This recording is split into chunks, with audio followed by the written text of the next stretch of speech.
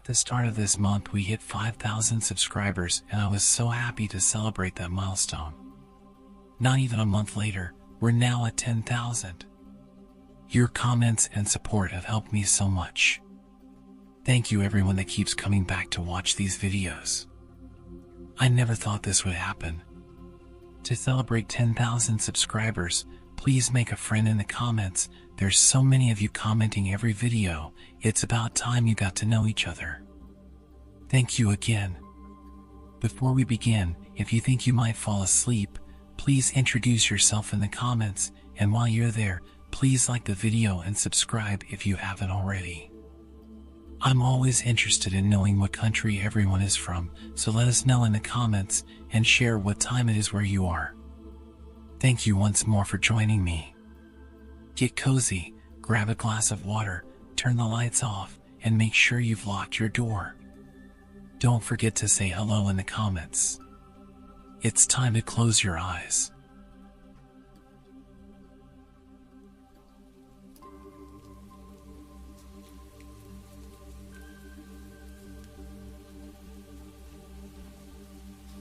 About 13 years ago, when I was 18 and had just gotten my first computer, I spent a lot of time exploring some pretty disturbing websites. It was different back then. There wasn't much stopping you from ending up on gore websites. It was quite common to be scrolling through forums and suddenly see a video of someone being beheaded or accidentally watching an execution. Admittedly, I sometimes went out of my way to watch this kind of stuff too. Morbid curiosity, I guess. So, as I ventured down the rabbit hole of the dark web one night, I came across a website that claimed to be an interactive adventure. I loved interactive adventure storybooks and thought a digital version could be even better. Upon entering the site, I was immediately struck by its unusual format. Instead of traditional storytelling choices, it presented a series of hyper-realistic photos showcasing various choices. The story started outside what looked like an abandoned factory. You always had two choices. The first one was pretty simple. You had to choose which door to go into. One door had a no entry sign on it, and the other had a big stop sign. I chose the second one because I figured that it'd lead to the more interesting story. Each choice led to a set of photos that portrayed the consequences of your choice. For the first few clicks, it was just navigating the factory. There were all sorts of tools and creepy props all over the place. It looked like a slaughterhouse with what looked like body parts of pigs or some other animal hanging on hooks. The level of realism was shocking, especially back then when the public or some cheap website wouldn't have the funding to make such realistic scenes. The next image had a picture of the woman with her hands clearly chopped off, with only bleeding stumps remaining on her arms. I couldn't believe this game was free. It was so convincing. The two choices now were just save or end. I was not about to end my little journey here, so I clicked save. Again, the website took a few minutes to load and I sat patiently waiting for the next part of the story. I was so numb to gore and this kind of thing after spending enough time on the internet, so I wasn't particularly shocked at the bloody details, just in love with the creativity of this game. The page refreshed and it was an image of the woman again, but this time her hands were bandaged and she's staring right at the camera, absolute terror in her eyes. I thought it was weird that I didn't get to make a choice, but I assumed when you save the game it kind of does a soft reset so that people who made other choices would all lead to that part anyway. I played similar games before, so I knew that often, no matter which choices you make, the game will force you down the path it had planned anyway. Another choice appeared. Man or child. I was a sick little teenager, but I didn't want to see a child getting tortured, even if it was just a game, so I chose the man. A few minutes passed again and then a man appeared in the chair. This time I had the choice between a rope and a baseball bat. I chose the rope, wondering how creative they could get with something so simple. Once again, a short delay between the next image loading, and I maybe started to get a bit bored at this point, but I waited. The next page loaded. The man had the rope around his neck. He was stood on the chair and the rope was attached to a metal beam above. It was crazy how brutal this website was, but part of me loved the intensity. I'd hit another checkpoint asking to save or end, It was at that moment my mom knocked on my bedroom door and I panicked and quickly pressed end. The page went blank just as she walked in. This is where it got seriously creepy. I immediately felt my stomach turn and my heart drop. The picture had loaded. The man who'd been holding the camera the whole time was now looking into a mirror, dressed in some butcher overalls, covered in blood. Leaning against the mirror was the man with the broken neck. His face had some disturbingly realistic details, like his eyes bulging and his face seriously discolored. Two female hands, standing upright on their stubs, were also sitting next to the mirror, both with their thumbs up. It was incredibly morbid, but that wasn't the worst part at all. The worst part was written on the mirror. My name. My address. My mind was racing. I was completely freaking out. I even turned my screen off as if that would do anything. Was this real? Did I just determine the fates of these people?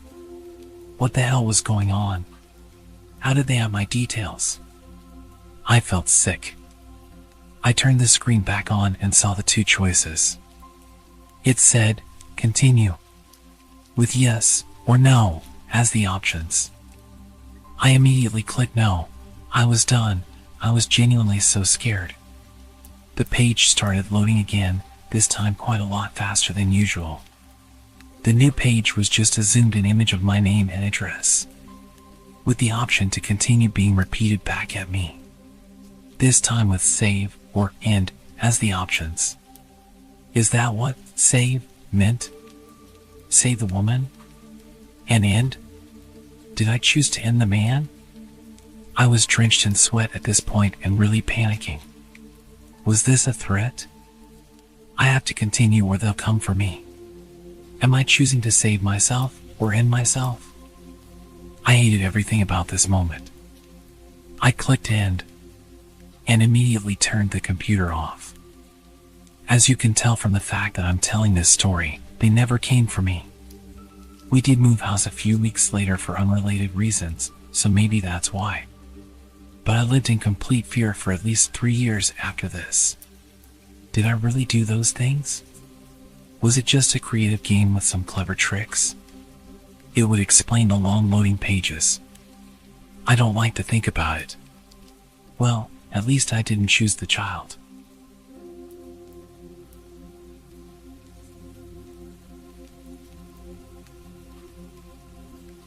Have you ever Googled yourself? A few months ago, I was feeling curious and decided to do it out of sheer boredom.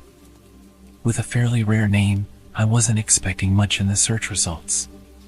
Yet to my surprise, I stumbled upon a website that had my full name as its domain.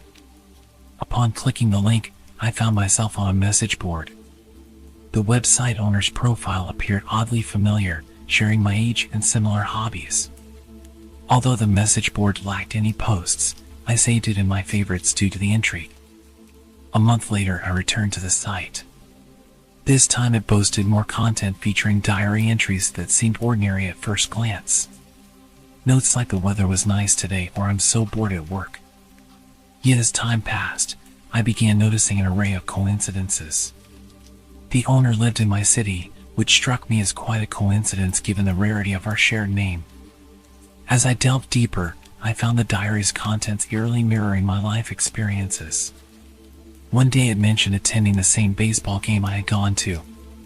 At first I dismissed it as a simple chance occurrence given the popularity of the local team. However, the coincidences persisted and became unsettlingly precise. Their pet dog's name matched mine from childhood, and even their favorite restaurant was the same one I frequented during my previous job. One particular day, the message board was filled with birthday wishes for the owner. Oddly enough, it was my birthday as well. Intrigued, I decided to leave a message for the owner, mentioning our shared name and extending a birthday greeting. However, to my surprise, there was no option to type a message. It appeared the message board was merely a static page. Puzzled, I reached out to the owner via email with a simple introduction. Hi there.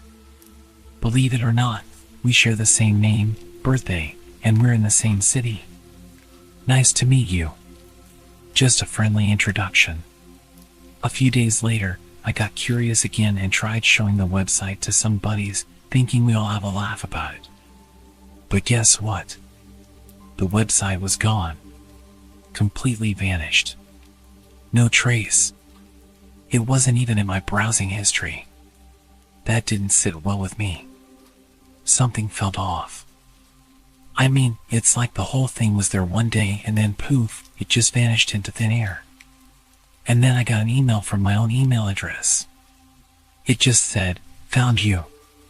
Attached was a picture and I swear my heart stopped. It was me. Sitting at my computer. In my room. And here's the worst part. The angle of the shot was taken from the corner of my room where the window is. You have to climb the side of my house to get to this window. I zoomed in, squinting at every detail.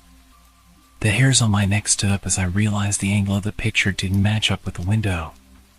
It was clearly taken from the very corner of my room where I usually keep my old chair piled with clothes. Someone had been inside. My mind raced. Who could have taken this? How did they get inside? I went through every possible explanation. A prank maybe? But the more I thought about it, the more that email and that picture made me feel like I was being watched. Stalked. I can admit I was freaked out. The whole thing went from curious to seriously messed up real quick. I can't shake the feeling that I'm being watched. Monitored. The thought of someone sneaking around in my personal space snapping a picture while I was totally unaware. It's unsettling, to say the least. I've permanently locked all of my windows now, and I've got this weird paranoia about my room. Like, am I going crazy or was someone actually in here?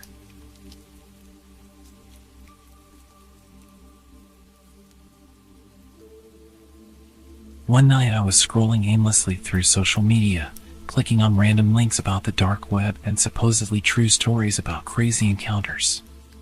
Boredom can drive anyone to the weirdest corners of the web, and that's how I stumbled upon this bizarre post that grabbed my attention. It was an image of my front door. The caption, "Back where I belong," was written below it. I'm not the superstitious type, so I rolled my eyes and chalked it up to a creative attempt at freaking someone out. The next day, I couldn't resist mentioning it to my buddies.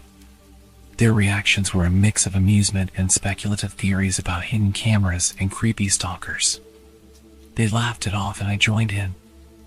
After all, we're living in the age of tech, where a few clicks can pull up someone's life story, including the color of their socks on a specific day. Probably just some algorithm, I said, dismissing the weirdness. They probably got it from my IP address and Google Maps. They chuckled, teasing me about my lack of supernatural belief. I shrugged it off. It's not like I have anyone that would want to hurt me. But as the night progressed, the sense of being watched started gnawing at me. The shadows from the window seemed to stretch a bit too far, and every creak of the floorboard sounded like a whisper. Ridiculous, right? A couple of days passed and I thought the unease had finally left me. Until an email from an unknown sender popped up in my inbox. The subject line was empty and the email had a single link. No text, just an ominous hyperlink. Curiosity and a little defiance propelled my finger to click the link. It opened a web page I'd never seen before with a weird combination of numbers and letters as its title. The screen displayed a live feed from my living room where I was sitting with my laptop. I blinked and rubbed my eyes. Completely stunned as I saw myself from behind. Clearly there was a camera in my room, but where? Okay, now that's just messed up, I muttered, assuming it was a prank or someone playing with sophisticated tech tricks. But the camera panned around the room and my unease twisted tighter. My eyes darted around the familiar surroundings, trying to figure out where the camera was. That's when I noticed it. The angle was directly in line with the mirror that was mounted on the wall. My heart raced.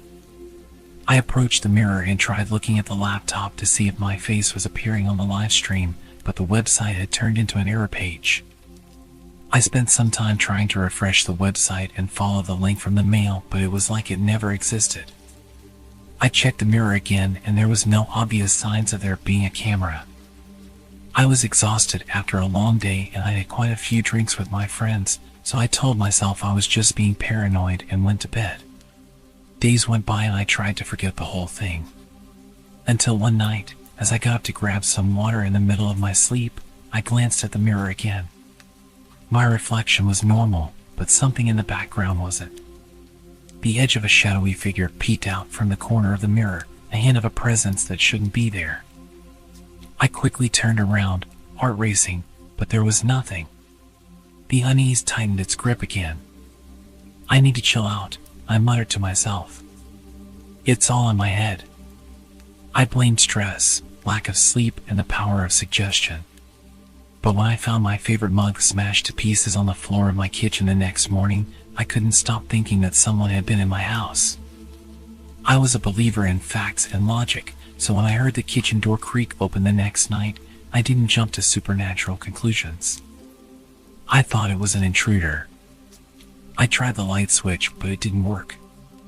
It was practically pitch black. I grabbed my baseball bat and my phone and used its flashlight to investigate. I made my way towards the living room and looked around, aiming the flashlight all over, and suddenly I spot something. The mirror was leaning against the wall and there were obvious wires hanging out of it. I felt a strange mixture of anger and fear. Someone really was messing with me and they were here right now? I shouted, "Who the hell is in my house?" and turned towards the kitchen. But as I did, the light suddenly came on and blinded me. The world seemed to blur around me. My vision blurred, and then I woke up. I was back in my bed. I sat up, heart pounding. My bedroom was exactly the same as normal. Had it all been a dream? A really weird, vivid dream? I reached for my phone to check the time, and that's why I noticed the notification. An email had come in from an unknown sender. With trembling fingers, I opened it. It was a photograph. Almost the exact same photograph as the one that started this whole thing. It was my front door, but this time it was taken at night. The caption below the image sent shivers down my spine. "Sleep well. Goodbye for now." My eyes darted around the room, as if expecting someone to jump out at me. But I was alone. My logical mind tried to find a rational explanation.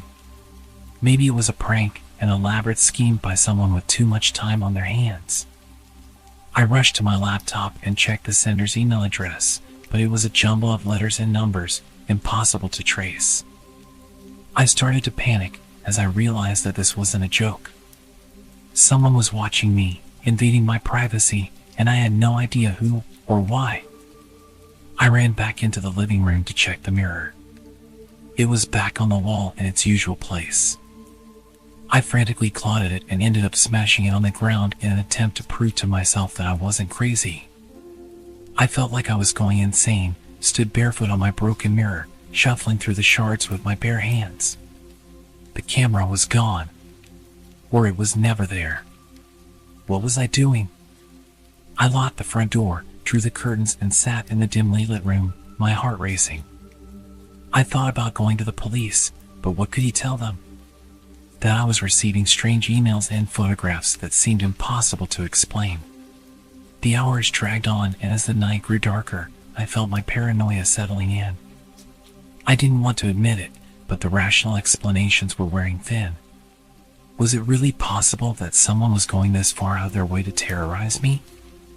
As I gazed at my laptop, its webcam staring back at me, I couldn't shake the feeling that someone, or something, was watching. I closed the laptop and made my way back to bed. If they wanted to hurt me, they would have done it already, and I was exhausted from this whole ordeal. I accepted my fate and closed my eyes. Good night.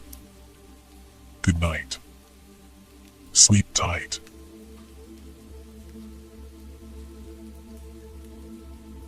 This happened about 20 years ago, and I don't think I will ever forget it. Back in those days, I was an apprentice hairdresser for one of the top 5 ranked stylists in Japan. Training in that profession at that level was very strict, and beauty standards were a bit different. You probably don't need me telling you that, but it's probably worth keeping in mind. Back to training, it was long, and the time off between sessions was pretty much non-existent. We were expected to be at training even during national holidays.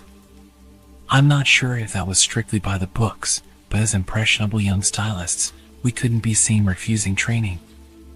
I think I had about 3 or 4 days off for summer.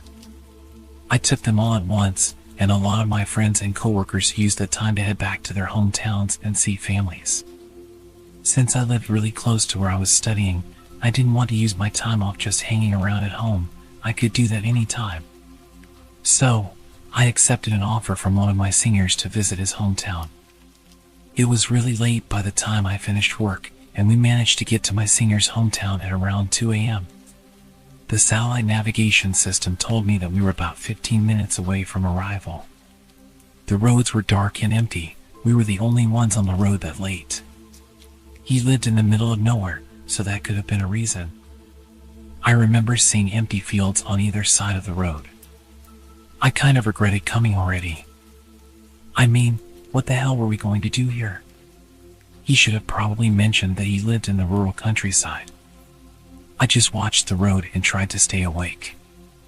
I should say that I was driving. I felt like driving since I didn't get to drive much. I might have changed my mind if I had known it was going to be that far to get to his family home. Then suddenly, something appeared out of the darkness in front of the car. A woman with no clothes came running down the opposite lane of the road towards us. I slammed on the brakes because I thought that I just witnessed the paranormal. She ran past us. I looked in the rearview mirror to see a woman between the ages of about 18 to 20 years old. She kept running, then she turned around and ran towards our car. I looked at my friend, and he had a look of disbelief on his face, and I guessed that I didn't have that much of a different look. I think the reality of the situation was we both didn't know what to do. I said to him, "Is that a ghost?" "I don't know. Shall we just keep going?" he replied. We slowly pulled away. I was very skeptical because I thought she looked so real. I made sure I kept to a low speed, and I kept checking the mirrors. The woman got closer, and I stopped the car and said to him, "That's not a ghost. Come on, we have to stop and see if she's okay." He agreed and said he would call out to her. It was so creepy to see someone running around in the middle of nowhere, even creepier if you haven't been to that place before. She kept on running past our car, so I tried to match her speed as my friend rolled down the window and tried to speak to her.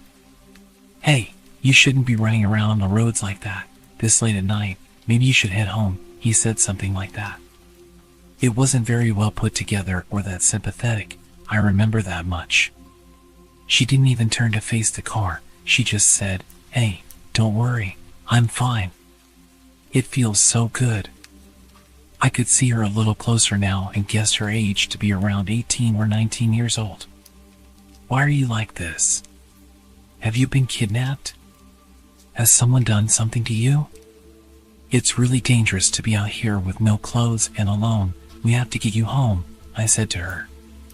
She stopped running and looked down at the floor as if in thought, and then replied, "I ran away from home.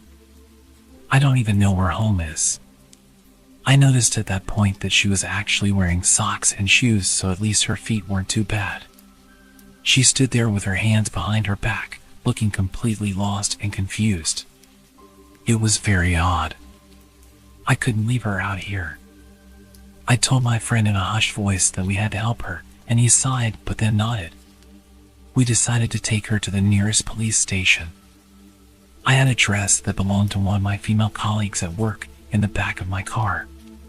Long story short, I told the woman to throw it on, and she reluctantly agreed. Once she was dressed and in the back seat, I turned to her and said, "Right, if you can't remember where home is, I can take you to the police, and we can figure it out from there, okay?"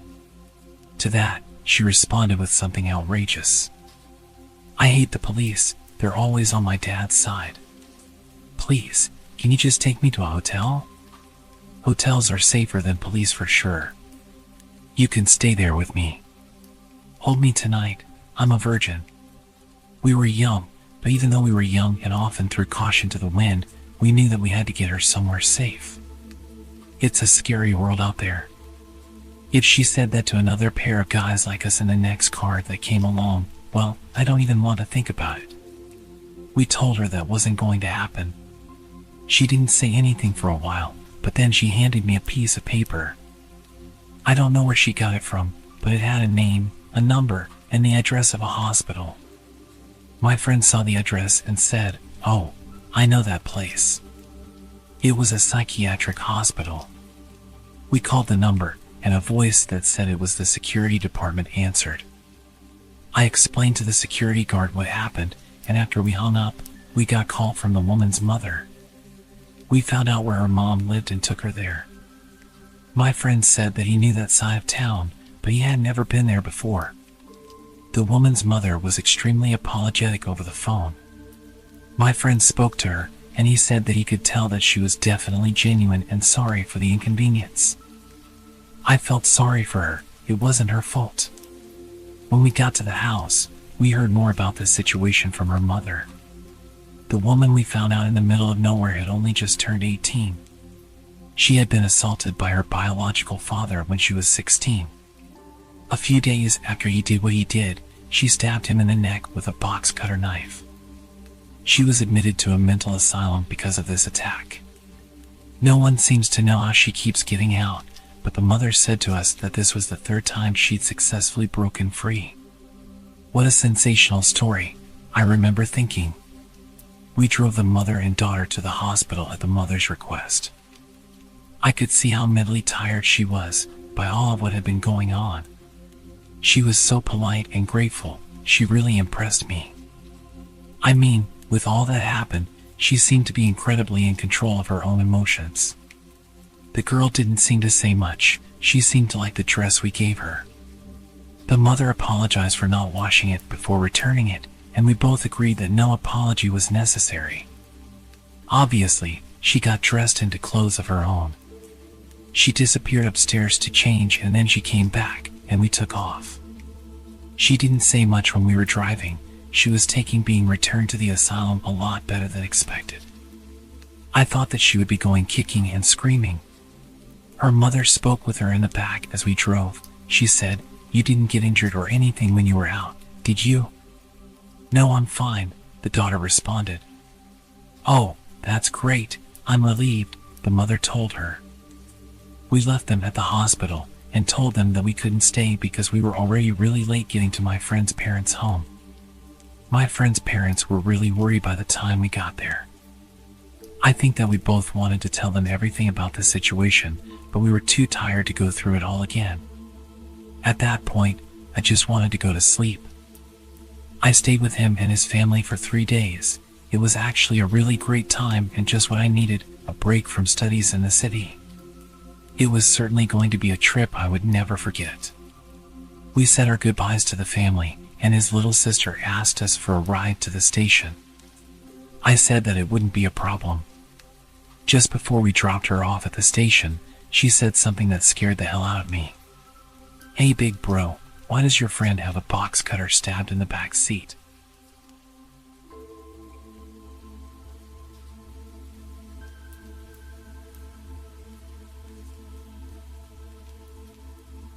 So, a quick backstory. I used to live in a very small town, predominantly safe for kids, with only some drug issues.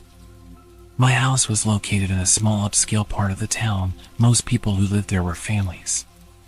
A small pond with lots of greenery in the neighborhood was about a 5-minute walk from my house.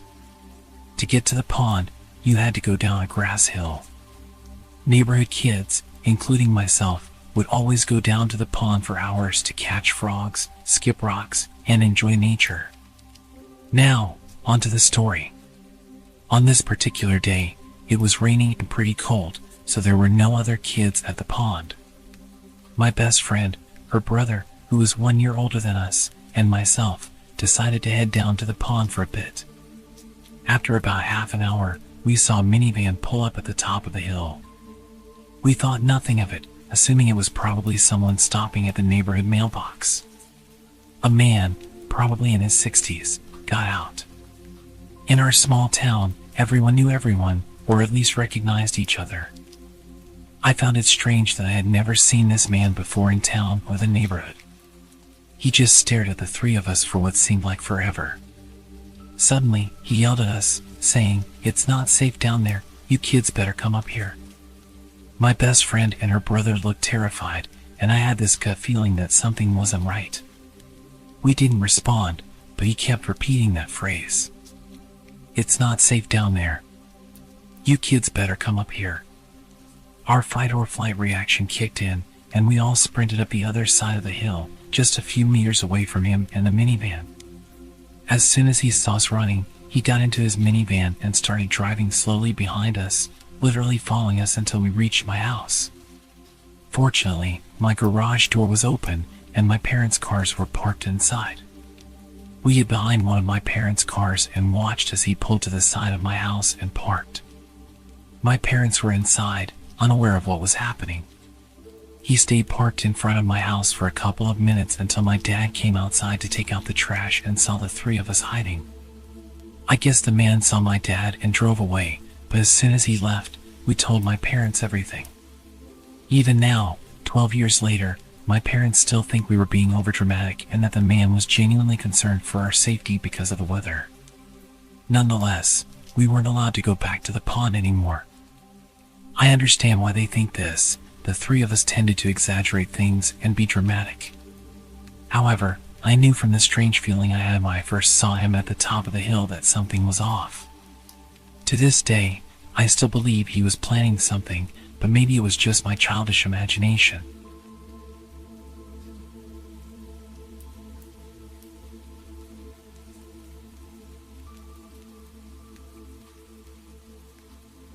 I used to work in a hole-in-the-wall gas station in the sticks of North Carolina. I was freshly 18, had a new car, a rundown Chevy, but it got me from point A to point B, and was newly promoted to assistant manager, so I was working many late nights by myself. Truthfully, I loved working alone. My boss was super laid back, and his philosophy was, as long as the work gets done, do whatever you please. We even had a shotgun behind the counter, which he taught me to shoot on my first day there. So even though I would be there late, I always felt safe. On this particular night, it was extremely dead, so with my boss's permission, I closed the store early and hopped in my car. It was probably 11:30 to 12 a.m. at this point. Other than being able to get out of work early, this was my usual routine. Nothing seemed out of the ordinary. I texted my roommate to let her know I was getting home early. We always looked out for each other like that, lit up a cigarette, and then started on my way home. For those of you who don't know North Carolina very well, I'm going to provide a little bit of detail regarding the terrain. From where I worked at the gas station to where I lived, I had to drive down the back roads. These roads consisted of very dense woods on both sides. Sometimes, the woods would seem so thick that you really couldn't tell where you were, especially at night. This could be intimidating to those who don't know the area, but honestly, I was more worried about deer jumping out in front of me, which was a common occurrence in this area. I'm driving down the road, blaring Nirvana, my favorite band at the time, and just being a typical 18-year-old grunge kid who had newly discovered the freedom of being an adult and getting off work. When all of a sudden, I see something in the middle of the road, probably 75 to 100 feet ahead. At first, I thought it was a deer, but it looked too small. So I started to gradually slow down, ultimately coming to a stop. I have to wear glasses when I drive. I mainly need them at night, but my eyesight isn't terrible enough for me to make it a habit. I grabbed my glasses and put them on. Now being able to see much more clearly, I almost shat myself at what I saw. It was a woman. An older woman, wearing what looked like a nightgown of some kind. Her hair was in disarray, she had her hands behind her back, and she was just standing there, in the middle of the road, just staring at me in my car. Let me remind you, we are practically in the middle of nowhere. There are trees as far as my headlights can shine, and it's midnight. I'm naturally paranoid, so all sorts of questions were running through my head. Who is this woman?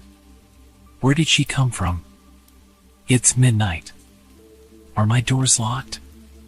Why is she out here at midnight? Should I honk my horn at her? Should I call the police? What if she has Alzheimer's and doesn't know where she is? Or what if she's an escape patient? Even though the closest mental facility was 3 to 4 cities away, I didn't exclude that possibility. I thought about calling the cops, but I got my phone and of course, there was no cell service. This encounter went on for a while, just sitting in the middle of the road, mentally questioning what was happening. It's now way past midnight. She's still standing there, just staring at me with this zoned out look, hands behind her back as if she's observing me. I'm starting to get tired of this, considering that I had to be up early for work the next morning. So I honked my horn at her. I didn't expect what happened next. This woman's face turns from being spaced out to complete rage. And she raised her arms up. It looked like she was holding something in her hand. She lets out this horrid animalistic scream and charges at my car.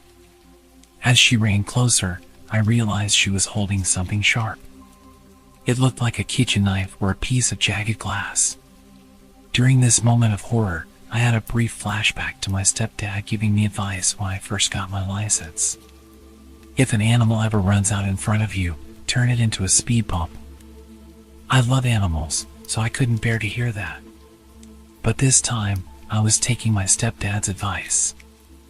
I was going to turn this psycho into a speed bump. Serve the Servants by Nirvana started playing on the radio. I mention this because the song has much to do with the aura of the moment. As if it was in sync with this instance in time, the intensity of the song enabled me to let out the most intimidating primal scream that I could. Loud enough for her to hear it. The window was open because I had been smoking, and I hit the gas. She was running towards my car like she was going to jump on my hood. I guess she realized I had the utmost intent to hit her, in which at this point, the woman zigzags away from my car and runs off into the woods. Still in fight mode, I didn't question where this woman went. I was just glad that she was gone, so I accelerated on the gas and sped the entire way home. I got home at almost 1:30 a.m. My roommate was still awake, waiting up for me the entire time. She was extremely worried because it was way past the time I said I was going to be home. She had been texting and calling me. When I pulled up to her house, I got all of her texts and missed calls at once, so I started to explain to her what happened. My body went from fight mode to panic as I was recounting everything that happened. My roommate's mother was a 911 operator who also happened to be working that night. So she decided to text her mom to see if there were any silver alerts in the area. Immediately, her mom texted back and said there wasn't. That alone gave me goosebumps to the core of my being. There was no explanation as to where this lady came from.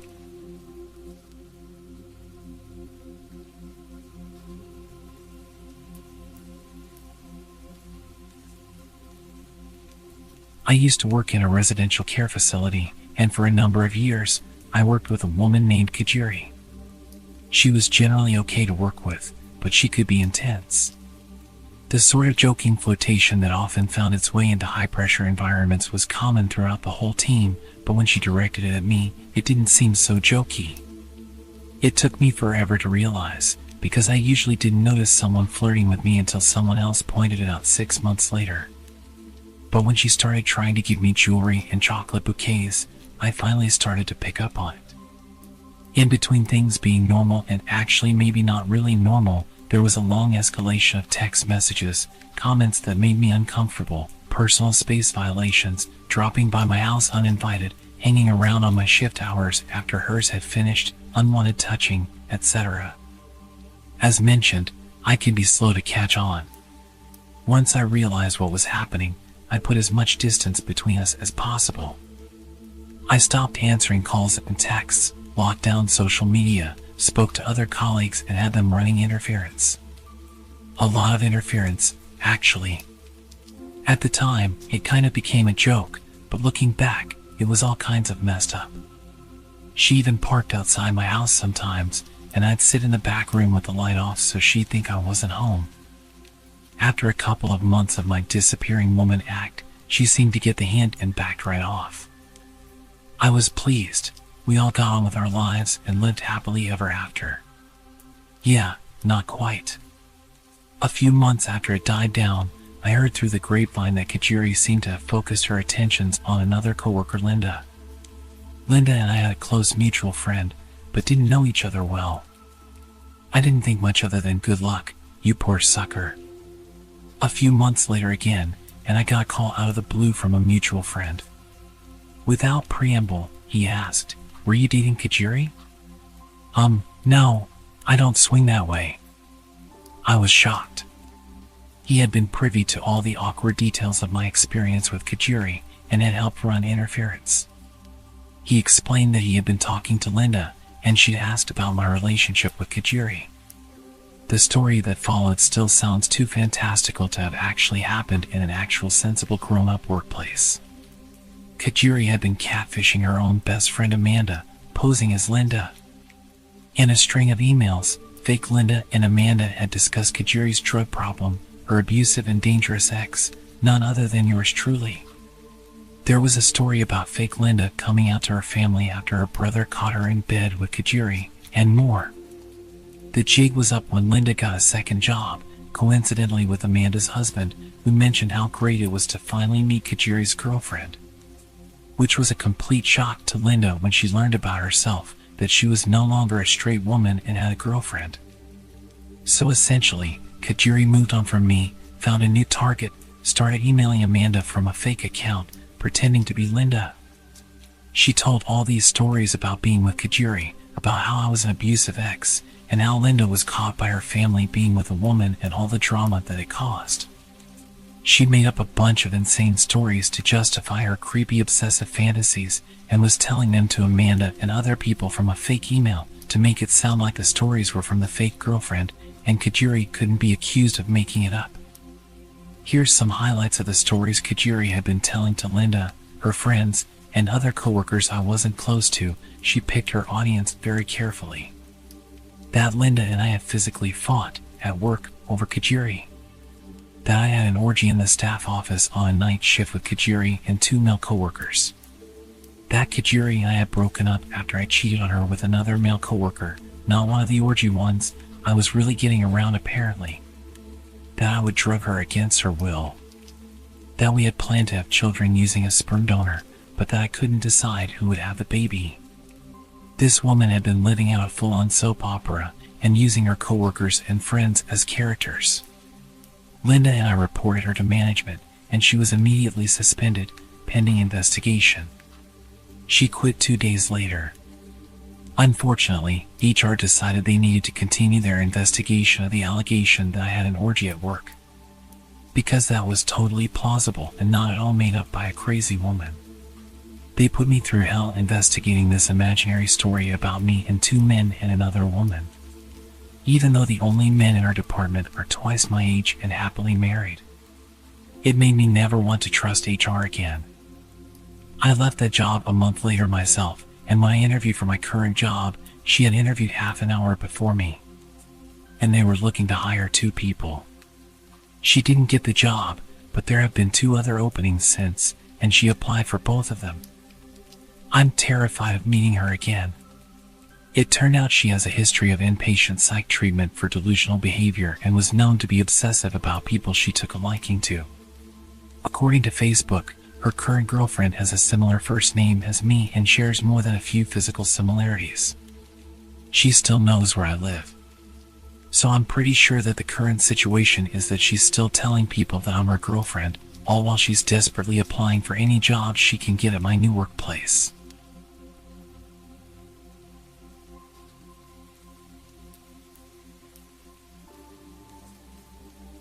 Okay, so I wasn't conventionally, nor classically pretty. I was the duff in any friend group I found myself in. I never worried about being hit on, disrespected, or kidnapped. Safety concerns were never an issue for me when going out because I was never the one anyone wanted to get to know or be around. I was just too plain. It was always me who had to look out for my friends, male and female alike. I used to go to a local bar almost daily. I didn't drink alcohol there. I just ordered a regular Coke and waited for my ride home. It was my usual hangout spot after work, so I sat, chilled, and minded my own business. A few weeks ago, I had just finished work and was sitting in my regular spot, sipping my drink while working on a new pendant I was making. I had started wire wrapping crystals into jewelry. I didn't expect anyone to strike up a conversation with me, knowing I basically blended into the walls, despite the staff knowing me and paying me slight attention and being nice to me. But this weird guy I'd never seen before came over and sat at my table across from me. I was surprised and engaged in a small conversation that I can't even remember how I started, but he began asking me a few questions about myself that seemed normal and flowed together, so I didn't think much of it. Again, being plain, I didn't think anyone would take interest in me. By then, I had drunk 3 glasses of soda and needed to use the restroom, so I grabbed my phone and purse and went. When I returned a few minutes later, I resumed working since none of my stuff had been touched. I called a waitress over, asked for a new drink, and she nodded. It had always been engraved in me that you never leave your drink unattended. If you do, either have it remade or leave it to the bartender. As the waitress was reaching for my old drink, which only had a few sips taken out of it, the guy got a bit agitated, saying I was being wasteful for ordering a new drink. I looked at him, eyebrows raised in confusion, and asked why it was his concern. It was my money after all, and refills were free. He then accused me of making more work for the waitress for no reason. Annoyed, I told him firmly that it was my business, and if he didn't like it, he could leave. He attempted to wave off the waitress changing my drink, but I had enough of his nonsense and flatly said, "You drink it, if you think it's such a waste." It seemed to catch him off guard. He looked shocked, then a bit angry, before storming off. I then handed the drink to the waitress, expressing unease about the guy I was talking to, and asked her to inform the bartender to keep an eye on him. I requested to have my drink dumped out and only water served from then on. I left for home after being picked up shortly after, and the next day after work, I found out he had been arrested for assault. I only found out today what exactly had happened. Apparently, he had gotten into a fight with the bartender working that night. The bartender caught him tampering with the girl's drink while she wasn't looking and prevented her from drinking it. The guy got angry, leading to a physical altercation. The cops were called, and now he's awaiting trial. It turns out he was trying to see if he could take advantage of someone like me, someone who always let her guard down due to low confidence. He thought I'd be an easy target with just a little attention. When I didn't consume my drink upon returning, he targeted another girl. If he truly was targeting me, I had to question his sanity and sobriety.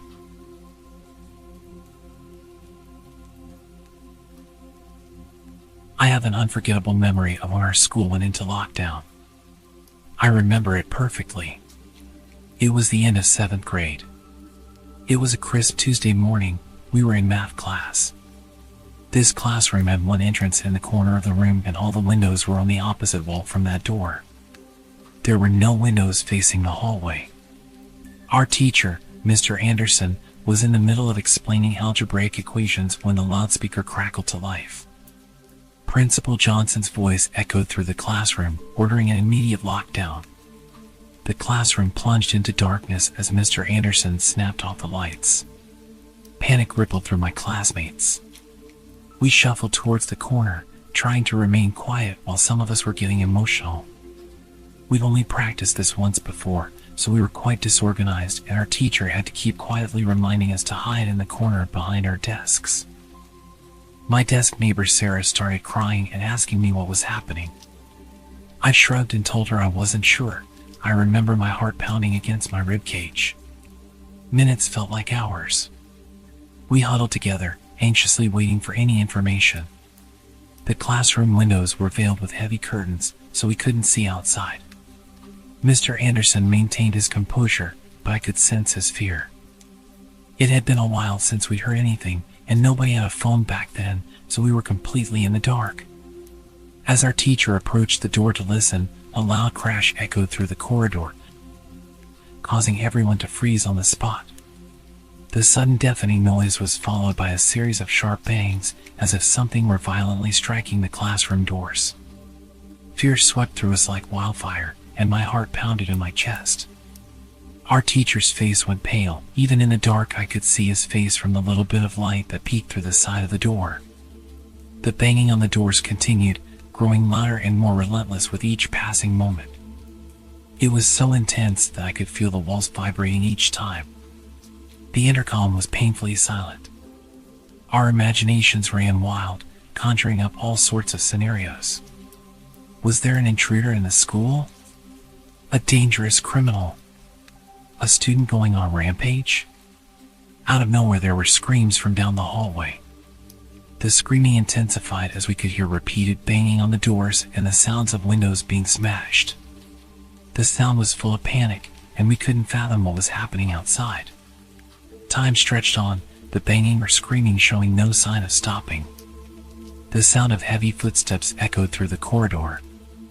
I held my breath, and my eyes darted towards the classroom door. All I heard was a barrage of shouting men.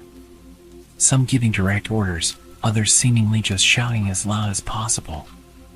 It was like a battle cry. Just a bunch of men roaring like animals. The noise was only amplified by the echoing hallway. The banging and screaming stopped, and a few minutes later we noticed a shadow at the door. The doorknob slowly turned, and it creaked open. My pulse quickened as I braced for the worst. Shadows danced at the entrance, and we all stared wide-eyed at the intruder. But what stepped into our classroom wasn't a menacing figure. It was Mr. Thompson, the school's custodian. Relief washed over us as we realized we were safe. Mr. Thompson calmed us all down before explaining that a bear had wandered onto the school grounds. The culprit behind our traumatizing experience was a large frightened bear. It had let itself in through one of the doors to the yard and then panicked when it closed behind it. The staff were trying to open the door again and coach it out from the outside, but their attempts just pushed it deeper into the school and it started to panic. That's why it was attacking the doors and ended up causing so much chaos. As we exited the lockdown, our adrenaline was still pumping. But now it was mixed with an overwhelming feeling of relief. That visit from a bear was something we'd remember for the rest of our lives.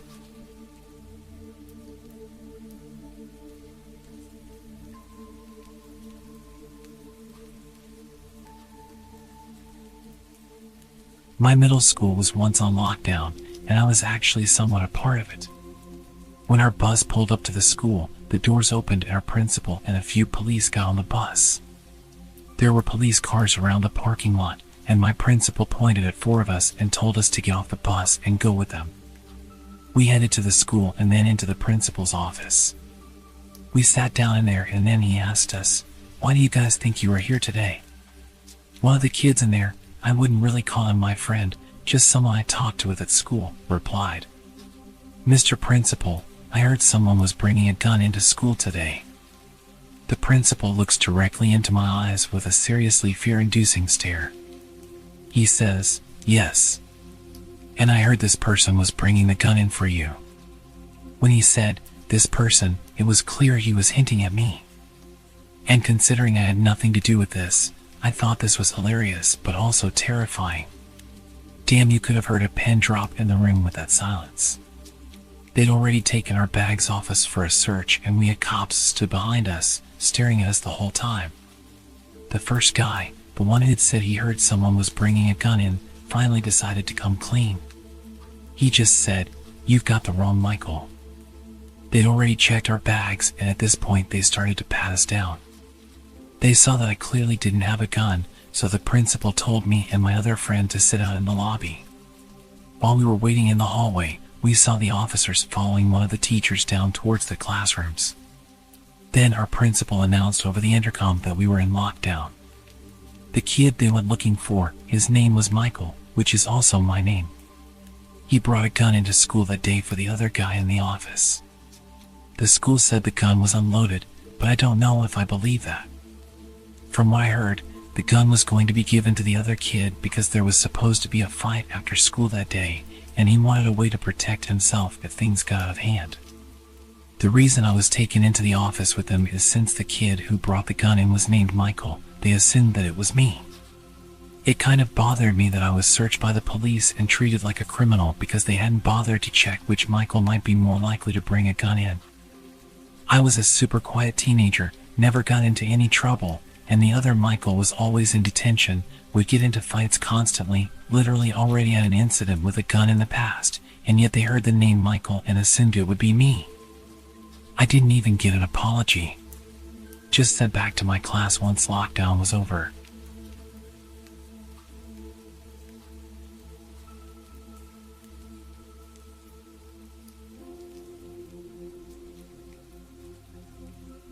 My school was a place where not much ever really happened. But one sunny afternoon, things got real weird. School was the same old routine, teachers doing their teaching, and us students just trying to keep our eyes open. I was in Mrs. Patterson's class when we started hearing whispers. The rumors going around were that there had been some strange sightings outside. One girl said that she was followed as she came in late. Another guy said he saw someone trying to climb the side of the school. Outside, it was a typical blue sky day, but with what we'd all been hearing, the bright summer's day managed to have an element of creepiness to it. The hallways were typically silent during class, but that day I heard at least a few times some hurried footsteps and teachers shouting out of their class, occasionally reminding the noisemakers that they should be silent. Recess came, but it felt different. No laughter, no shouting, just a strange quiet. We all stared at the trees around the schoolyard, wondering what the heck was up. Something wasn't right, but none of us wanted to come right out and say it. As the day wore on, the rumors got wilder.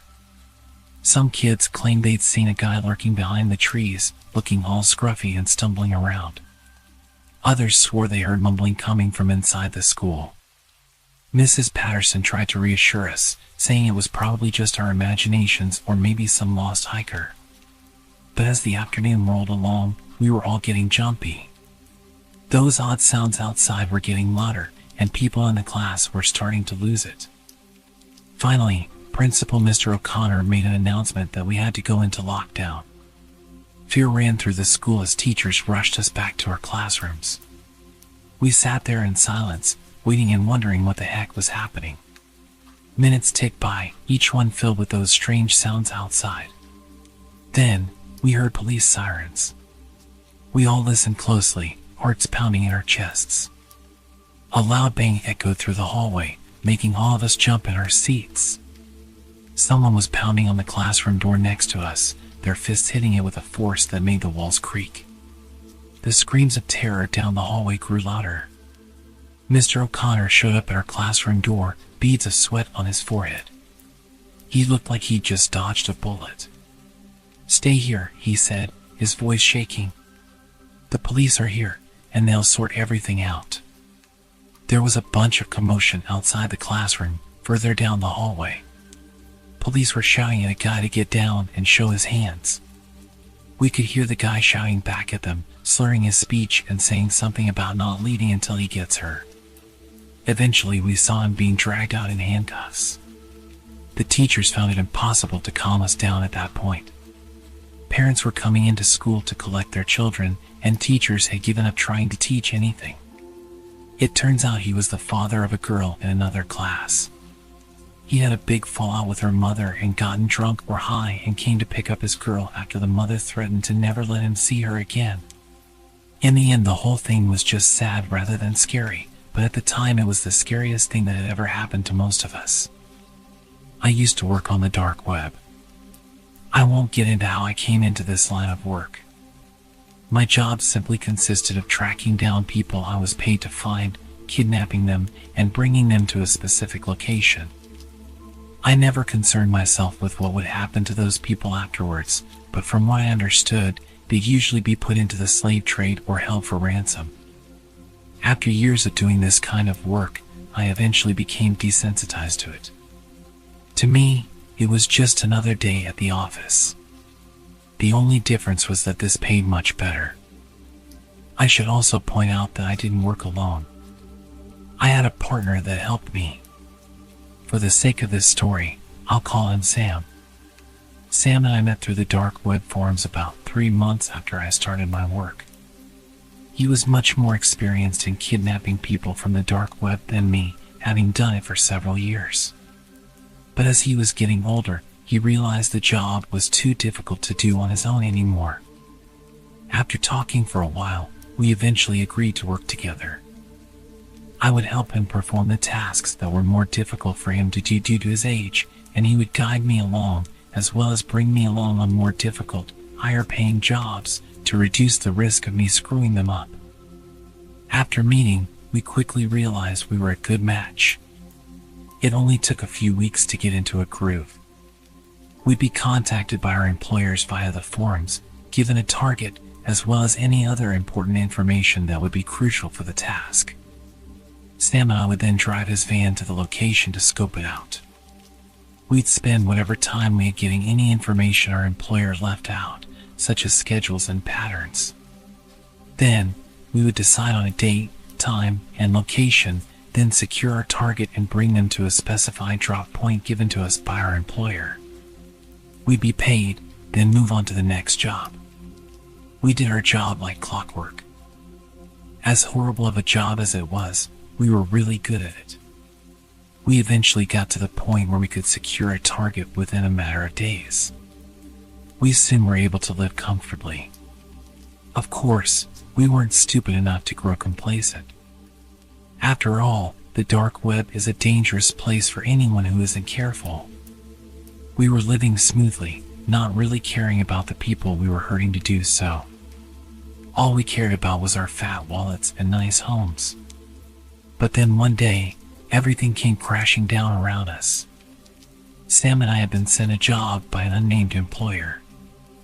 They had instructed us to secure a 19-year-old male who lived in a wealthy neighborhood. This wasn't very abnormal for us. Plenty of previous employers sent us to secure wealthy targets, usually to ransom off.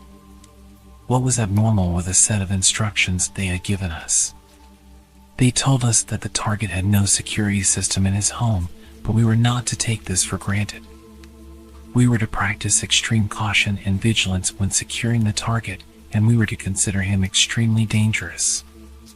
Finally, the strangest instruction they gave us was that we were to administer carfentanil or a similar drug via tranquilizer darts before securing. It wasn't the fact that our employer wanted us to tranquilize our target that was strange. We had done it to plenty of previous targets before. What was strange was that they specifically requested we use carfentanil. That was the type of tranquilizer they used on elephants. Even a single dart of this stuff would be enough to kill a human. Let me make it clear that we were not hitmen. Sam and I have never killed anyone in our lives, before or after taking on this line of work. We knew there was no way we could use this stuff to take our target alive. We just assumed our employer didn't really know much about tranquilizers and just wanted to sound smart by including a specific kind. I really wish we had just listened to their instructions. We started studying our target the day after we received our instructions. The boy was a recluse to say the least. From what we could tell, he lived in his parents' house, and they were almost never home. He spent pretty much every day inside, doing whatever he wanted to pass the time. Reading, playing video games, typical teenager stuff. For the life of us, Sam and I couldn't find a single reason to consider this kid intimidating, let alone dangerous. He seemed to live an extremely sheltered life and had more than likely never had a fight before. But we had a job, and we had to follow the rules we were given. On the night we went to extract, we parked our van just outside the kid's home. Nobody else in the neighborhood was awake, so it would be relatively simple to pull him out once we got him. Sam sat up front, while I laid in the back of the van, aiming the tranquilizer rifle through the back doors. The way the van was parked gave me a perfect vantage point to the guy's house. Also, in case you're wondering, I wasn't using carfentanil, opting to use a weaker drug that wouldn't kill a human being. I wasn't concerned about our employer being upset their instructions weren't followed exactly. Unless they were planning on testing the kid's blood when they got him, there wasn't any way they would know.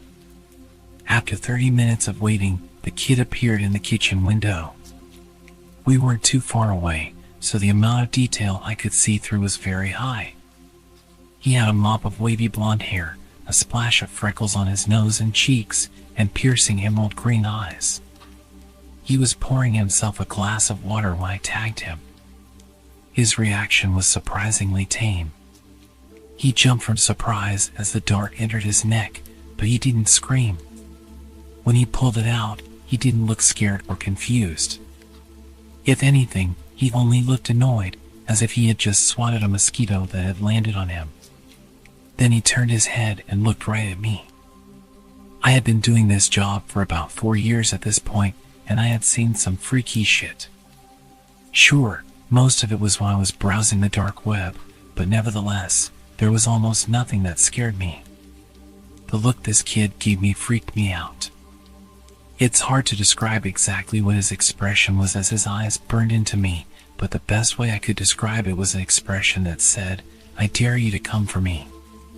You won't like what'll happen if you do." After that, the kid turned off the kitchen light and walked out of view. The van shook as Sam opened the door and hopped out, walking around to me. He had a body bag in one hand and a flashlight in the other. "All right, partner, you ready to do this?" he said calmly. I don't know if he saw the kid's expression or not, but if he did, he wasn't showing it. Yeah, let's go," I said, packing away the rifle and grabbing my own flashlight. "Christ, this is a nice house," Sam said absent-mindedly. "This is one lucky kid.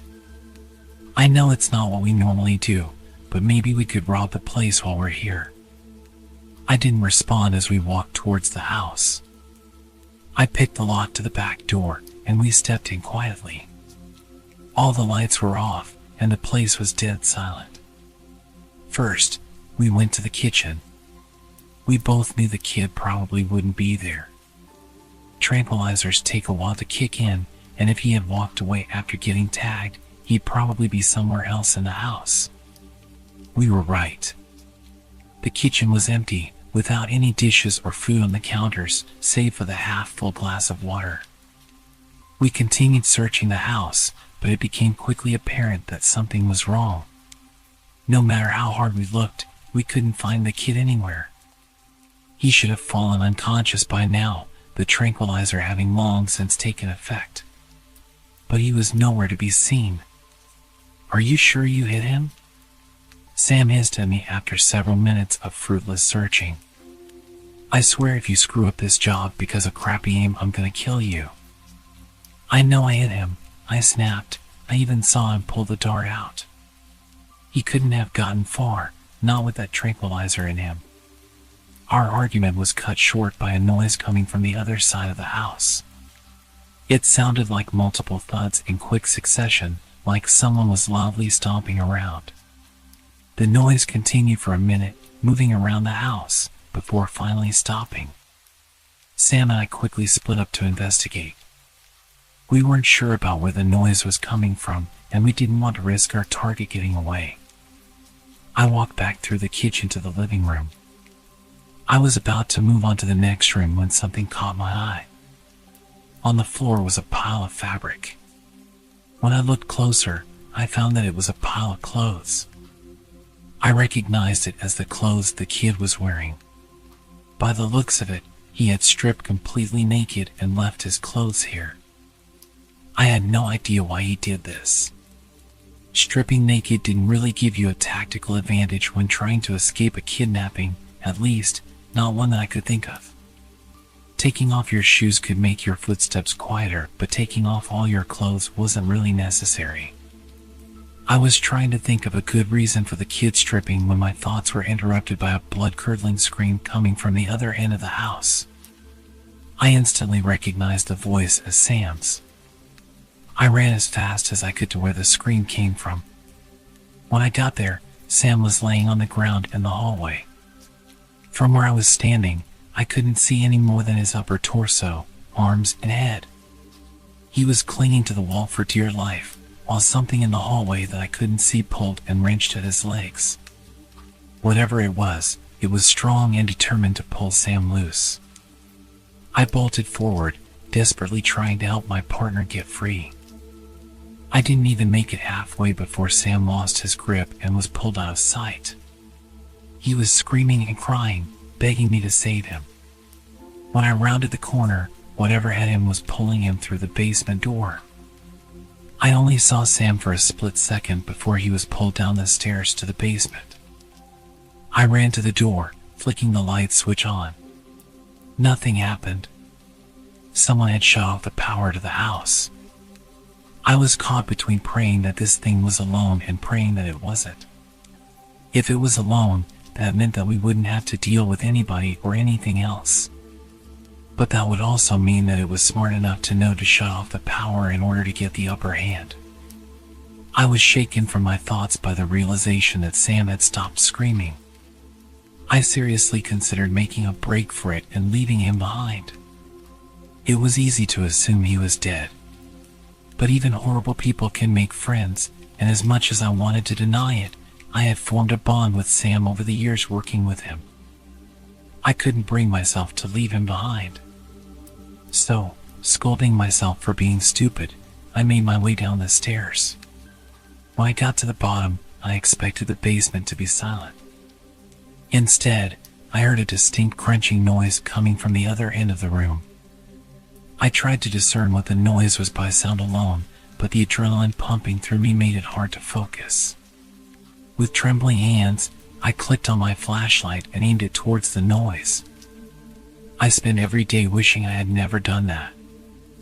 A gangly creature was hanging from an exposed bar from the ceiling of the basement. It appeared human, but only barely. Its arms were too long, with nails like claws. Its legs and feet had too many joints, which allowed it to hang upside down from the ceiling like a bat. It seemed to have skin that didn't fit its own skeleton, with some areas being stretched thin while others were bunched up. As for the crunching noise, I found out quickly where it came from.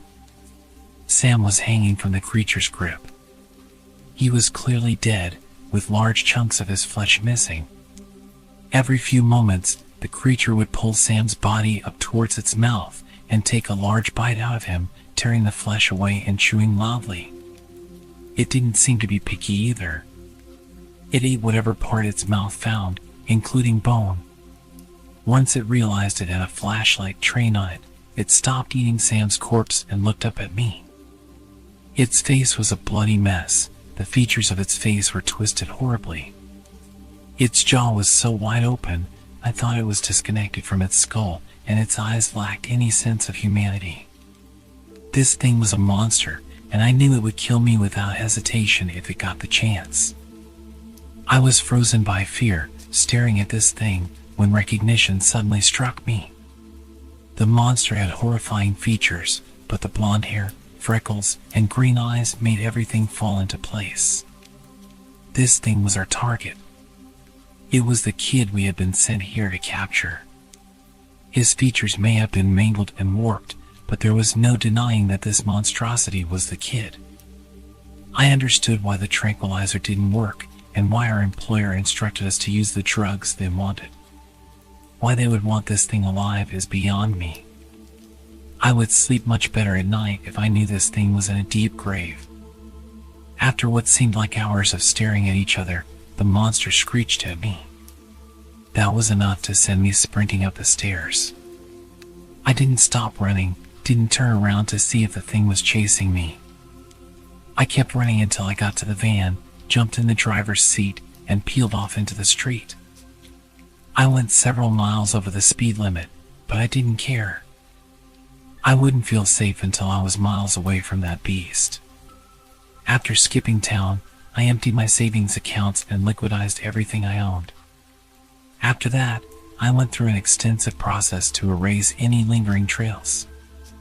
I changed my name, underwent plastic surgery, and whatever little presence I had on the web I thoroughly scrubbed clean. Any evidence of the man I was before was completely gone by the time I finished. As far as anyone was concerned, I never existed until 2 months ago. I had made a promise to myself never to bring up what I saw, to bury the past as deep as it would go. But I have been plagued by nightmares ever since seeing that monster, and I thought that maybe if I warned the world of its existence, my conscience might be alleviated. I can't go into detail about where this beast is located. It's better for everyone if that is kept a secret. As for whoever it was that wanted to capture the beast, I haven't heard from them since. In all honesty, I'm actually glad we didn't succeed in capturing it. I don't want to find out what their plans for the monster were when they got it. So, take this as a warning. People say that the dark web is full of monsters. I learned the hard way that sometimes that could be taken literally.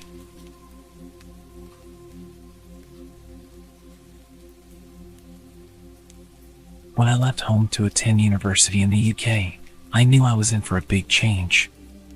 I moved quite far away from family and friends, leaving behind the familiar comforts of home. Always a social person, this new environment was a challenge for me. My student studio apartment felt empty, and my course had fewer sociable students than I'd expected. Desperate to make friends, I turned to Tinder and Instagram, hoping to connect with like-minded people. However, luck wasn't on my side.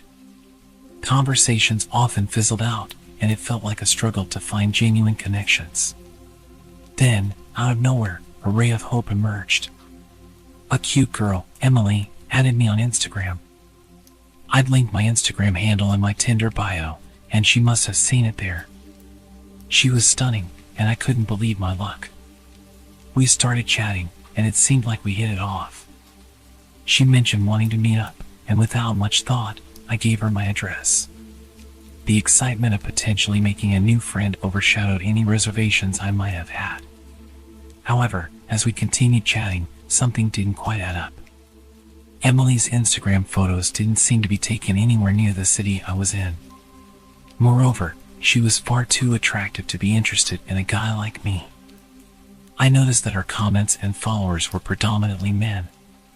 Doubt crept in, and I began to suspect that I'd given my details to a random catfish account. My anxiety peaked, and I decided to block her immediately. It was the only sensible thing to do. I hoped I dodged a potential scam. But then, things took an even more unsettling turn. Another strikingly attractive girl, Sarah, began messaging me. The conversation started precisely where I'd left off with Emily, as if it had never stopped. Alarm bells rang in my head, and I knew I'd messed up. They had my personal details, including my address. With a heavy heart, I asked Sarah to leave me alone and blocked her as well. But it didn't stop there.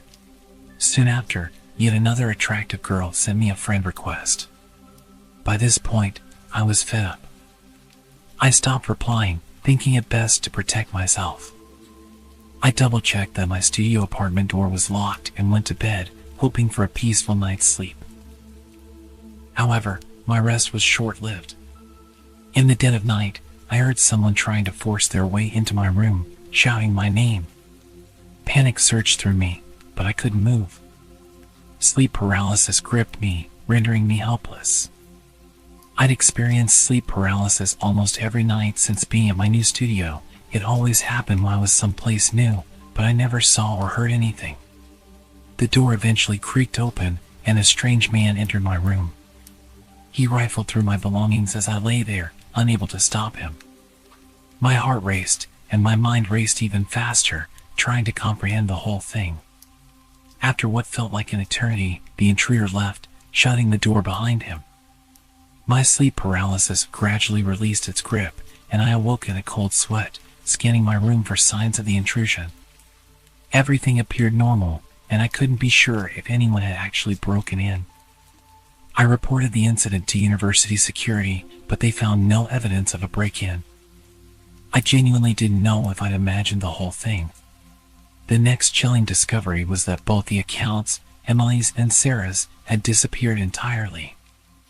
It felt so real. There was absolutely a man in my room going through my stuff. I saw it with my own eyes.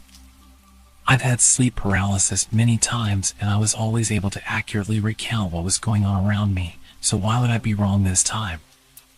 I removed my Instagram from my Tinder bio and made sure to barricade my door every night.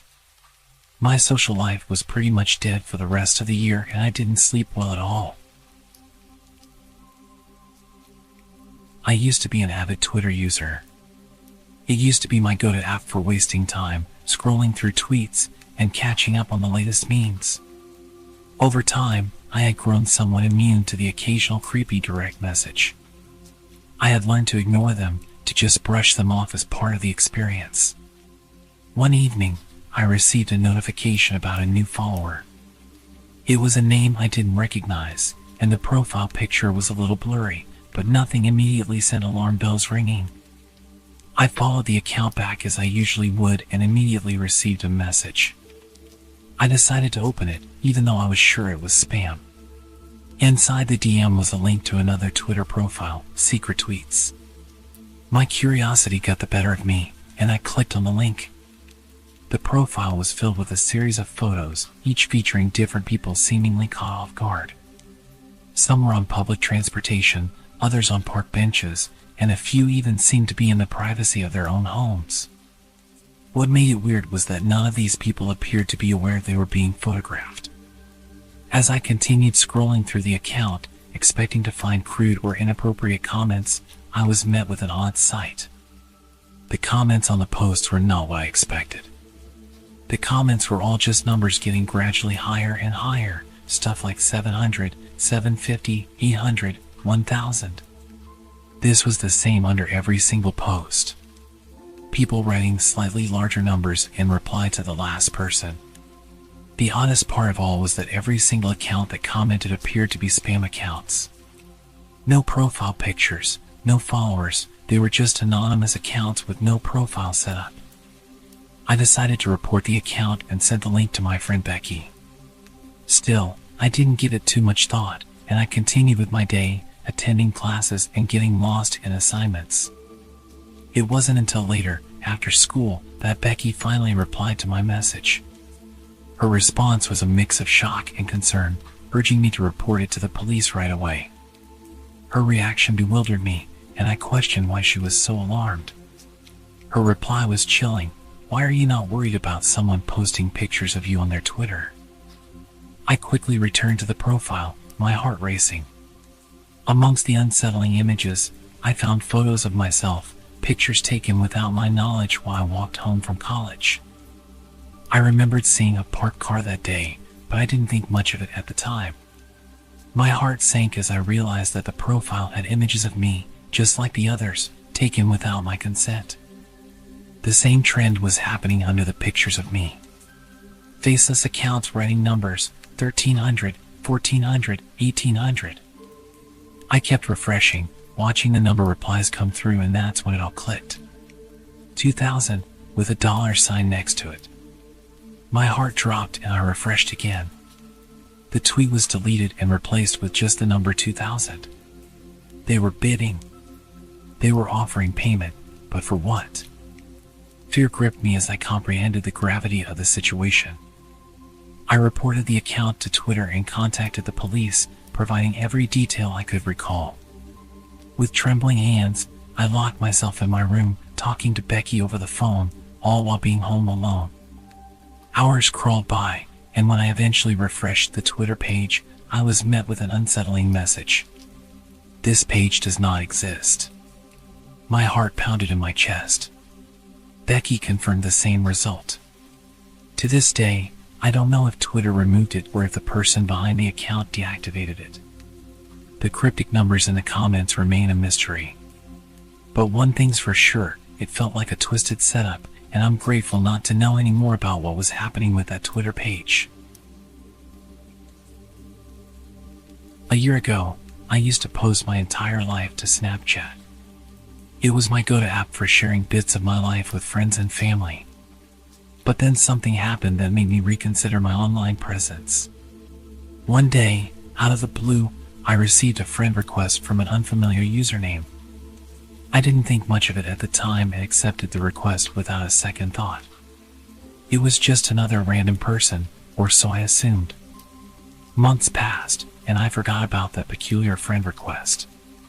My life went on, and I continued sharing snippets of my daily activities on Snapchat.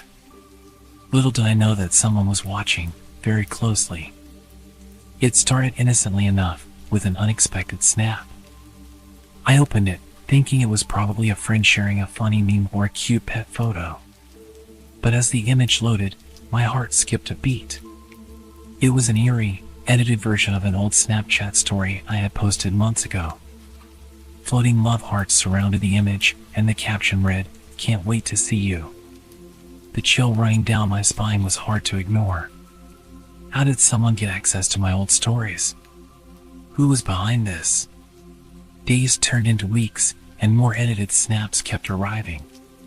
Each one featured pictures taken from my past stories.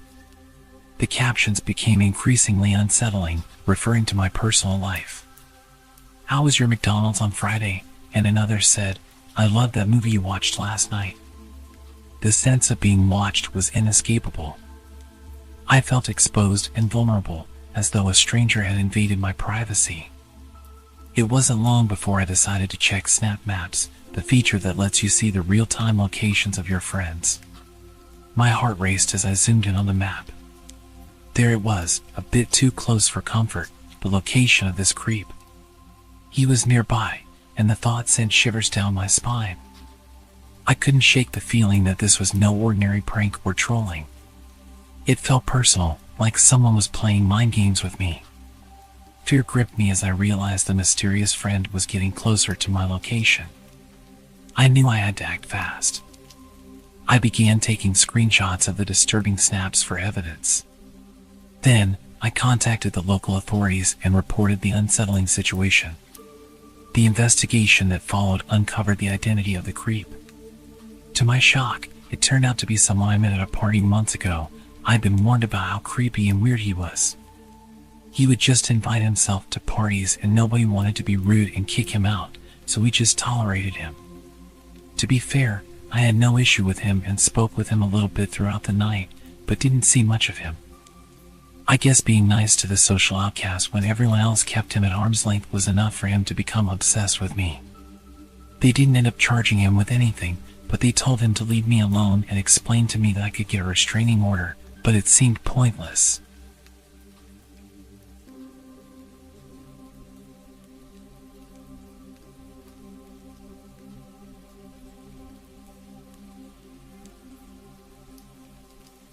High school was typically uneventful until the day Alex showed up. He was a quiet, strange guy, always seen alone in the hallways. At first, there was nothing remarkable about him, but after a few weeks, things began to change. One day, I noticed he was doodling in his notebook during class. It started innocently enough, just random scribbles. But over time, his drawings became disturbing. I started to notice oddly dark tones to his doodles. Twisted faces, distorted creatures, and strange symbols filled the pages. There was one lesson with Alex that changed everything. Tyrone was a typical bully and problem child. He would torment almost everyone equally. Today, Alex was his victim. He grabbed Alex's notebook and started looking through his drawings and loudly mocking him. I don't know what came over me, but I half-jokingly shouted Tyrone's name and said, "Leave him alone." I awkwardly laughed as to not become Tyrone's next target. Suddenly, someone at the front of the class tripped over a box, and Tyrone's attention was completely pulled away from us. You should have seen the look on Alex's face. I don't think I'd ever seen him smile until now. He was sat there with his notebook in hand, staring at me with the creepiest grin. He thanked me and muttered something to himself about not having to kill anyone today. It reminded me of Gollum from Lord of the Rings. After that day, he was practically my shadow. He'd follow me everywhere, always standing a few steps away from me. He didn't ever have much to say, but he would occasionally make comments about people like Tyrone, and we'd all laugh at how dark his humor was. Over time, he started sharing his drawings with me. They were all pretty messed up. He even had some detailed drawings of Tyrone being tortured or stabbed. On the odd occasion when he did speak, the things he would say were unsettling, muttering about hidden threats and the consequences that were coming. Looking back, it was so obvious what he was going to do, but but I kind of convinced myself he just had a dark humor and used his drawings to vent. There were a few notable moments with him over the next few months. He would aggressively defend me in the hallway whenever someone would barge into me. He'd push people out of my way and do these really weird death stares at anyone that would bother me. He was very attached to me and protective. It seemed like as the days went on, he just became more and more angry at the world, muttering more about what he wanted to do to people, telling me that I'm one of the good ones and that he'll never let them hurt me. Towards the end of winter, Alex had a week off school and I started to wonder if he was alright. I'd also noticed at this point that his locker started to smell really bad. I knew his code because I'd seen him put it in so many times and he didn't seem to care that I would watch. I guess curiosity got the better of me and I entered his code and opened his locker door. I can't describe just how powerful the smell was. It didn't just knock me back, it sent me into a coughing fit. It was obvious now why it stank so much. I probably don't need to tell you what I found. A collection of small animals. I remember a cat, a rabbit, and some mice. I immediately closed the door again and started to panic. I knew I couldn't just ignore this. I immediately told my teacher about what I'd seen, knowing I might get into trouble for accessing someone else's locker. They ended up closing the whole corridor and getting the police involved. They found multiple hunting knives and all of his disturbing drawings. We never did find out about what happened to him other than the fact that he was kicked out of school and some more security measures were put in place to prevent weapons being brought into school. I don't know what he was planning or if it was just animals he liked killing, but I feel like if I didn't check his locker, he might have come back and done something seriously bad.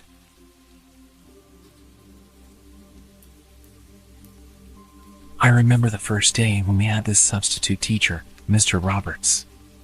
He had a reputation that spread like wildfire among the students. Everyone said he was weird and would creep everyone out. That day, I was about to find out for myself.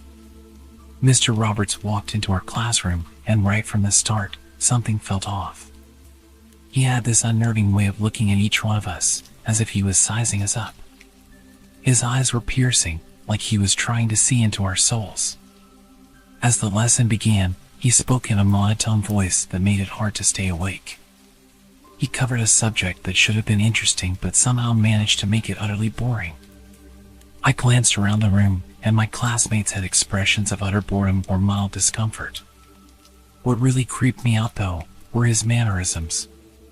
He rarely smiled, and when he did, it was more of a grimace than anything resembling happiness. His movements were jerky and erratic, like he couldn't control his own body.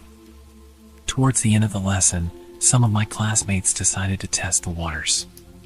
They asked him personal questions, trying to get to know him better.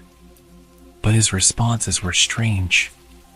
He'd laugh at random moments and make bizarre comments that left us scratching our heads.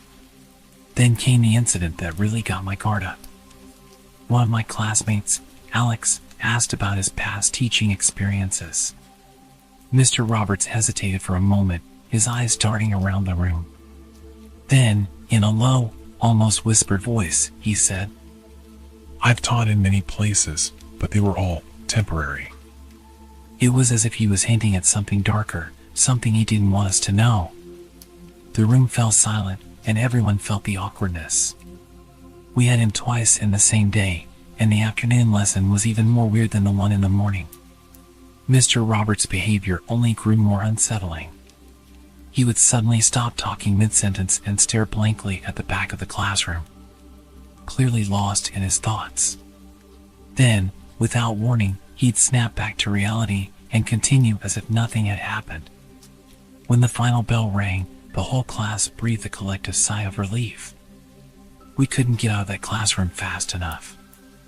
As I walked out, I couldn't shake the feeling that Mr. Roberts was hiding something that made him more than just a creepy substitute.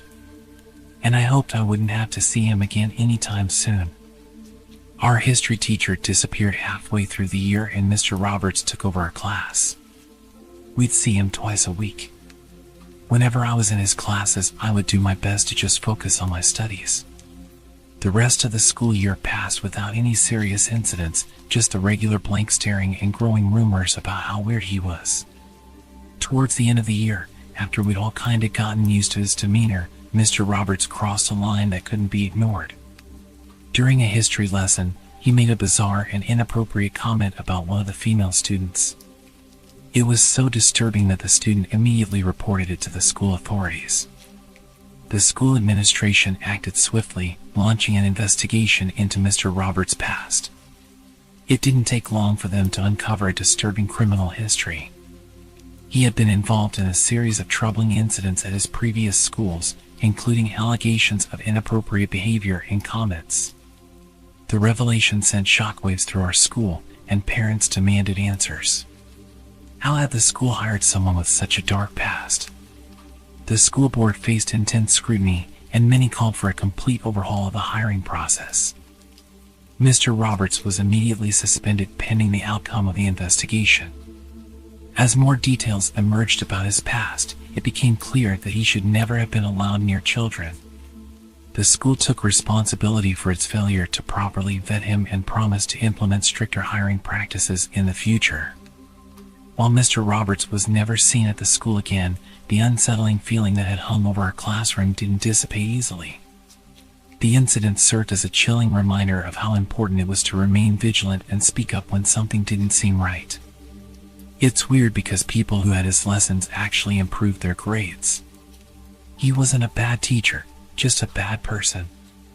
After he disappeared, there were multiple rumors about him working in another school a few miles away.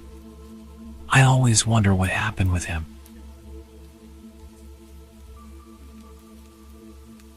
I was a junior in high school when it all started. Mr. Simmons, our English teacher, had always been a bit eccentric, but this year, something changed. He became fixated on me, and it became incredibly uncomfortable. At first, it was harmless. He would compliment my essays or ask me to stay after school to discuss my studies. I didn't think much of it, assuming he was just trying to be a helpful teacher. But soon, it escalated. He started showing up at places he shouldn't have known about, my part-time job at the local bookstore or my favorite coffee shop. Every time, he'd strike up a conversation, making it clear he'd been tracking my activities. It was unnerving, but I hesitated to say anything, fearing it might be a misunderstanding. Then came the gifts, flowers left on my doorstep, anonymous notes in my locker, and even a mixtape of romantic songs. It became impossible to deny that something was terribly wrong. The final straw was when he cornered me after school, professing his love and suggesting we go away together. I knew I couldn't handle this on my own. I confided in my closest friends, who immediately took action. They encouraged me to report Mr. Simmons to the principal. We compiled evidence, texts, notes, and witness accounts of his strange behavior. When we confronted the principal, she was shocked but supportive. She assured us she would investigate the matter thoroughly. What we didn't expect was the revelation that Mr. Simmons had a history of similar obsessions with students at his previous schools. The investigation unveiled a disturbing pattern of predatory behavior. Parents were outraged, and the local news caught wind of the scandal. Eventually, the police got involved, and Mr. Simmons was arrested. Most people were furious about the fact that he'd already been caught doing this in the past. Why was he allowed to teach again? Did the school know about his past, or did they not even check? You'd think we'd have better systems to protect children from predators like this.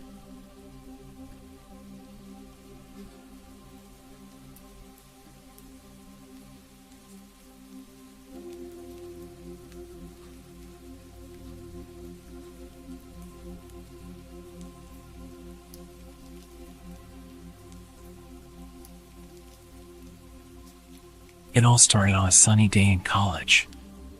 I had just finished my last class and was excited to get back to my dorm room. Once I arrived back in my dorm, I quickly got on my computer. I was anxious to see what new websites awaited me. A while back, my brother had sort of joined me up to a dark web mailing list where people would send me interesting sites they found. He was a complete computer genius. From software and coding to Photoshop and video making, he was a wizard with all of it. One day I received a message from an unknown user. It said, "Chat to real people from the past." I thought it could be fun, so I clicked on it. The web page loaded, and there was nothing on the screen besides a chat box and a button to search for a new person to talk to. I clicked on the button to find a new person to chat with, and it took some time, but eventually I connected with somebody. There was no text or anything. Then, all of a sudden, I received a message. It read, "Dear friend, I am writing this internet mail to anyone who cares to read it. I am soon to be a father to twins. I hope this mail reaches you in good condition. We're off to see the new Star Wars, The Empire Strikes Back, at the theater to celebrate." New Star Wars. That movie was over 30 years old at this point. This had to be some kind of lame joke, I thought to myself. There was no way a guy in the 1980s was communicating with me. I decided to play along and thought it was all in good fun. "Yeah, I wouldn't call that movie new. I watched that when I was a kid." He replied saying, "What are you talking about? The opening night is tonight. You must be thinking of a different movie, unless you live abroad and it came out early there." "No. I'm a college kid in America," I replied. I went on to list every Star Wars movie and TV show that exists since then. "I think you have a very strong imagination," the guy replied. He wrote a long message telling me that they only have plans for a certain amount of movies and that he knows his stuff. He reminded me of my dad. He was a major Star Wars fan. I was fully indulged with the time travel roleplay and told him that I knew a massive spoiler for The Empire Strikes Back. I was respectful enough to ask him if he wanted to hear it, and he confidently replied, challenging me to spoil it for him. "If you've seen the movie, you know which one I'm talking about." He laughed and told me that's impossible, and mentioned that he was heading off to the theater. He stopped replying at this point, so I assumed that the fun little roleplay was over. It was quite wholesome, and the guy really played the part well, speaking like someone who'd only just figured out what email was and with a polite tone throughout. I went about my day, probably studied a bit less than I should have, and had a small chat with my brother. I told him about the guy from the 80s, and he laughed and told me he'll have to check that website out. He was much more nerdy, and he was really into all that stuff. He was a bit on the antisocial side, so the dark web was his happy place. Hours later, I heard a ding. I'd left the website open without noticing. The 80s guy had actually replied. He was going crazy, asking me how I knew about the big spoiler, and speculating that I must have had early access or worked on the film. We had a further back and forth about how I lived in 2023, and I really played into the part about being in the future, teasing him about the technology we have here. Part of me enjoyed the roleplay, even though that usually wasn't my thing.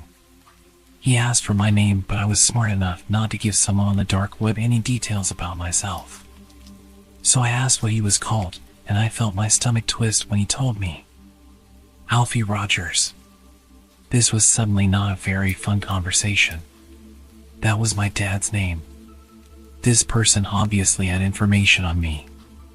They must have pinged my IP address, found out my name, and did some basic background research on Ancestry.com and all those other websites that exist nowadays. Alright, you know my dad's name, this isn't funny. What do you want? I asked him, knowing that this kind of thing usually turns into a blackmail attempt or a twisted game. What do you mean? He replied, still deep in the roleplay. There's no way that you just pulled out a random name and it happened to be my dad's name, so you know who I am. What do you want? Even as I called him out, he still didn't budge. He confidently asserted that he was called Alfie Rogers and that he was living in the 1980s. He started to list a bunch of personal details to prove he was a real person. He knew where my dad was born, where his parents came from, my mother's name, her parents, the car he had, everything. It was really disturbing. I'm pretty good with computers, so I know just how much information you can get from historical online records, but this was impressively creepy. Whoever it was, they were really good at this and they must have planned this for some time. I thought about a question I could ask him, something only my dad could really answer. I found the perfect question. We had an old dog when I was a kid, and unfortunately we had no photos of her. Nobody else would know about this dog. There's absolutely no way it was on any database. So I asked him, "Who is Poppy?" "Poppy. That's my dog." "How did you know the name of my dog?" "She's a border collie. She's sat with me right now." "That's creepy. How did you do that?" I started freaking out. I don't believe in stuff like this. In time travel, we're having conversations with the past, but whoever this man was had too much information about my family history. It just didn't make sense. He answered every question I threw at him. I think I spent hours quizzing him on his entire life and eventually accepting that whoever or whatever this person was, I felt like I was talking to my dad when he was my age. I'd settle past the discomfort, enjoying every moment of this conversation. Though I did ask one thing from him. If he really did exist in the past, and he really was my dad, then I wanted him to take some pictures of Poppy. He laughed and told me he'd get right on it. He told me he had to get going, and that he loves how clever computers are. I don't think he fully grasped the situation, but he happily played along as if he was talking to his real son. I asked him to tell Poppy I miss her, and even though I highly suspected that this was some strange AI or a wholesome role player, I told him I loved him. Funnily enough, he replied saying that he loved me, and finished with, "Can't wait to meet you." Then we ended the conversation. A few weeks passed. I truly felt the happiest that I'd been in a long time. It had been hard living without a dad. He had a heart attack a year before I left for college. But that conversation really gave me a feeling of closure. I felt like I'd navigated my grief and allowed myself to start healing.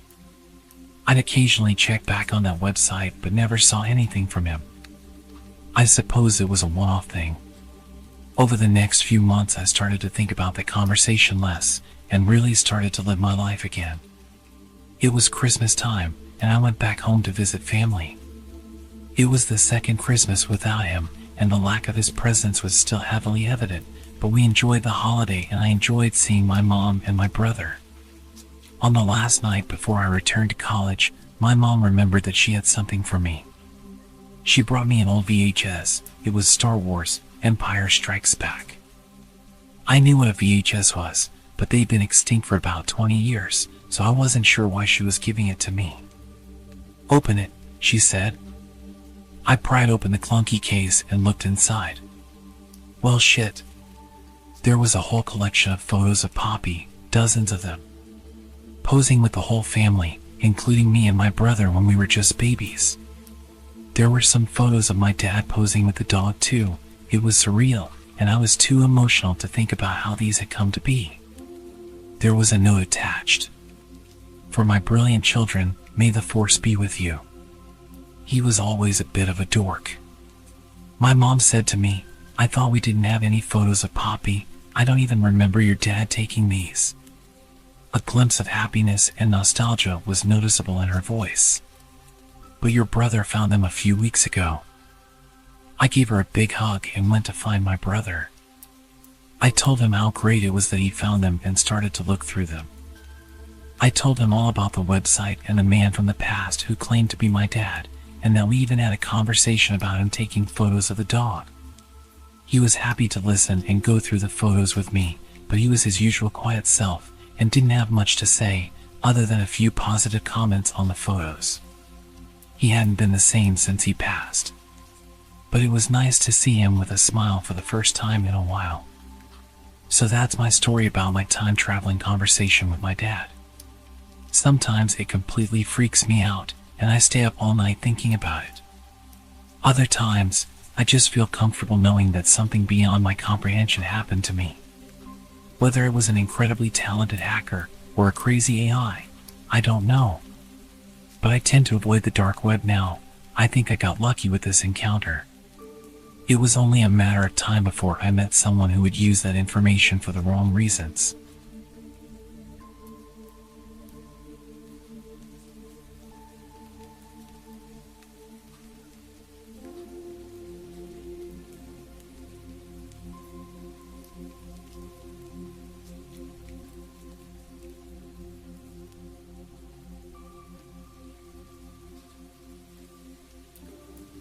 Okay, so before I start, this was many years ago and I don't do this kind of thing anymore.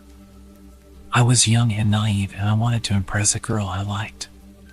For legal reasons, this whole story is completely made up. I was in my early 20s and I'd started hanging out with a group of people that partied pretty hard. They did all sorts of drugs that I shall not mention here. I did my best to keep away from that stuff, but I may or may not have joined it a few times. My life was a bit of a mess at the time. I won't make too many excuses about why I was hanging out with these people, but one of the reasons I stuck around for so long was this girl. At the time, she was exactly my type.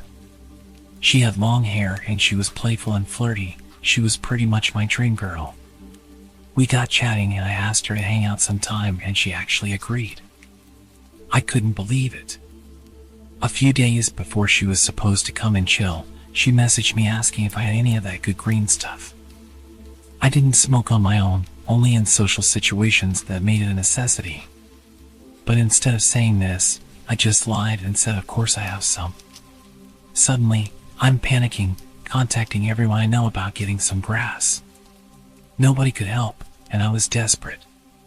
So, I did the dumbest thing I could think of. I went to the dark web. I got myself a virtual private network to stay anonymous and went searching for a way in. After a bit of digging and asking around, I found a link that supposedly led to a dark web marketplace. My heart was pounding as I clicked on that link. The website had a sketchy vibe, and it was like nothing I'd ever seen on the regular web.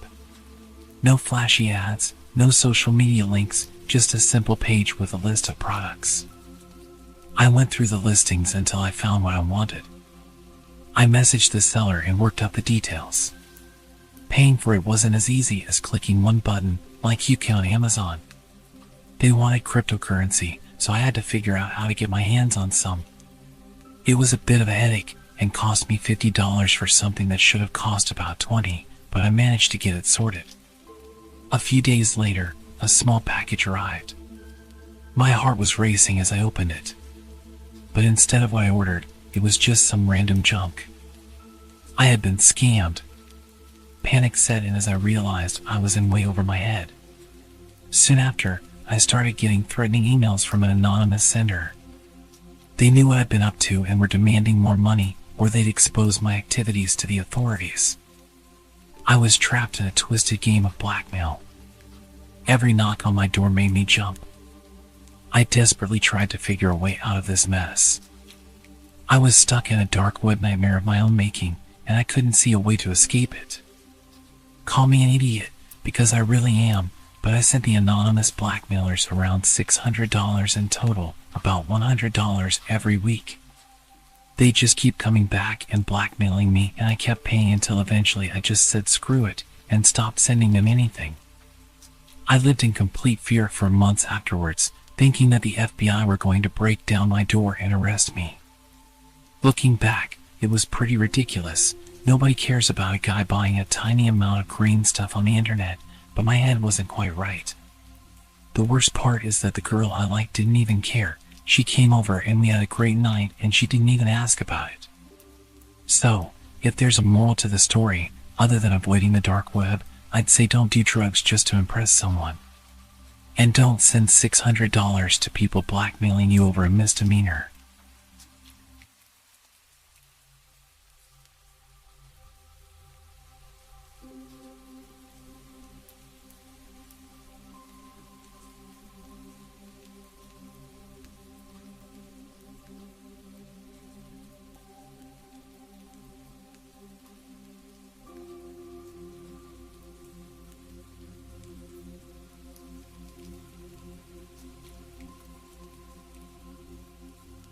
This is a pretty short story, but it's true, so I'll tell it exactly as it happened. At the time I was a 23-year-old man. I had a history of using the dark web, browsing random sites, ordering some stuff, never really had any issues.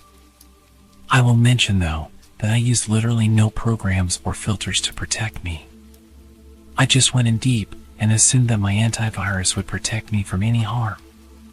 Ladies, cover your ears for this next part. Unlike other young men, I would watch adult content and one night while I was feeling particularly lonely, I found some videos that I wouldn't watch with my parents. I sat in front of my laptop and did my business. 2 nights later, I get an email. Weirdly, it said that it was sent by my own email address. I hadn't seen anything like that before. I click on it straight away and I can't describe the feeling that hit me. There was a video attached, and it was me, in my birthday suit, furiously playing rock, paper, scissors in my lap. You could see everything, including my face at some point in the video when I adjust my seat. So there was no denying who it was. The email listed a bunch of demands: go online and buy some Bitcoin or gift cards and send them to him, or the video of me sinning would be sent to my family. The blackmailer had the decency to list the names of my family members, just in case I thought he was bluffing. He gave me a time limit of 48 hours, and pointed out that he could see that I'd opened the email because he was in my computer, and threatened that if I contact the authorities or start searching about how to deal with this situation, that he would release it all. Call me crazy, but I thought about it for a few hours and decided my dignity was too expensive. I wasn't going to pay someone to hide the fact that I do something that almost every other adult in the world does. I called his bluff and got my friend over to help me clear any viruses from my laptop. He thinks he found how they access my webcam, but we couldn't be sure, so I always have it turned off on the settings, as well as putting a sticker over it. I messaged everyone on the list that he sent me, telling them that they might receive a video of me, and explained the situation. They all just laughed and told me I was gross.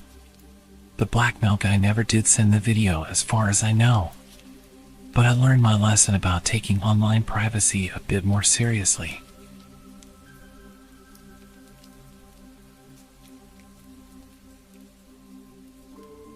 I've been with my wife Rebecca for 6 years and married for 11 months. Our entire history together has been very normal, and never once have I noticed any weird behaviors or red flags. I can't stress enough how out of character this whole thing has been. She doesn't even like watching horror movies. When we first started dating, she agreed to watch The Shining with me because she knew how much I loved horror. She was so scared that she didn't even make it through half of the movie before we had to turn it off. She isn't into anything creepy, and has never been into pranks, and that's fine. But that's what was so strange about this. It's just so unlike her. I should also add that she never had any mental health issues, and as far as I'm aware, it doesn't run in her family. I know some people are able to hide their mental health problems, but in the 6 years we've been together, I think I have seen some sort of sign. 2 months ago, I was in the kitchen making myself some coffee. I was running a bit late that morning and knew I wouldn't be able to grab some food on the way to work. I took a sip of my coffee as I hurried down the hall towards the front door, when I happened to notice Rebecca peeking at me from around the corner ahead of me. I could only see her eyes, and a strand of her long dark hair hanging against the wall. The rest of her body was concealed behind the corner. I nearly spilled my coffee when I saw her. "What the hell, Rebecca?" I said, wiping a few drops of coffee from my pants. "You scared the hell out of me." She immediately popped out of view like a little kid that had been caught. I heard her scurry off towards the living room, and by the time I got to the front door, she was out of sight. It was really weird, and just totally out of character for her, like I said. But I also found it kind of funny that she was being more playful and a little less serious. I shouted that I loved her and called her crazy. As I shut the door behind me, I heard her laughing. Her behavior was a bit odd, but it certainly wasn't something to call a priest over. I forgot about it by lunch, and by the time I got home, she was her usual self. I didn't bring it up, and life went on. The next incident happened 3 days later. It was around 2 a.m. and I had woken up to get a drink. I was standing at the kitchen island, glass of orange juice in my hand, when I felt a strong feeling that I was being watched. For whatever reason, I looked down at the floor and saw my wife's smiling face staring back. She was peeking at me from the other side of the island, staring up at me with wide, unblinking eyes, and grinning like the Cheshire Cat. I screamed, I'll admit it. Not out of irritation, but fear. For some reason at that moment I was scared.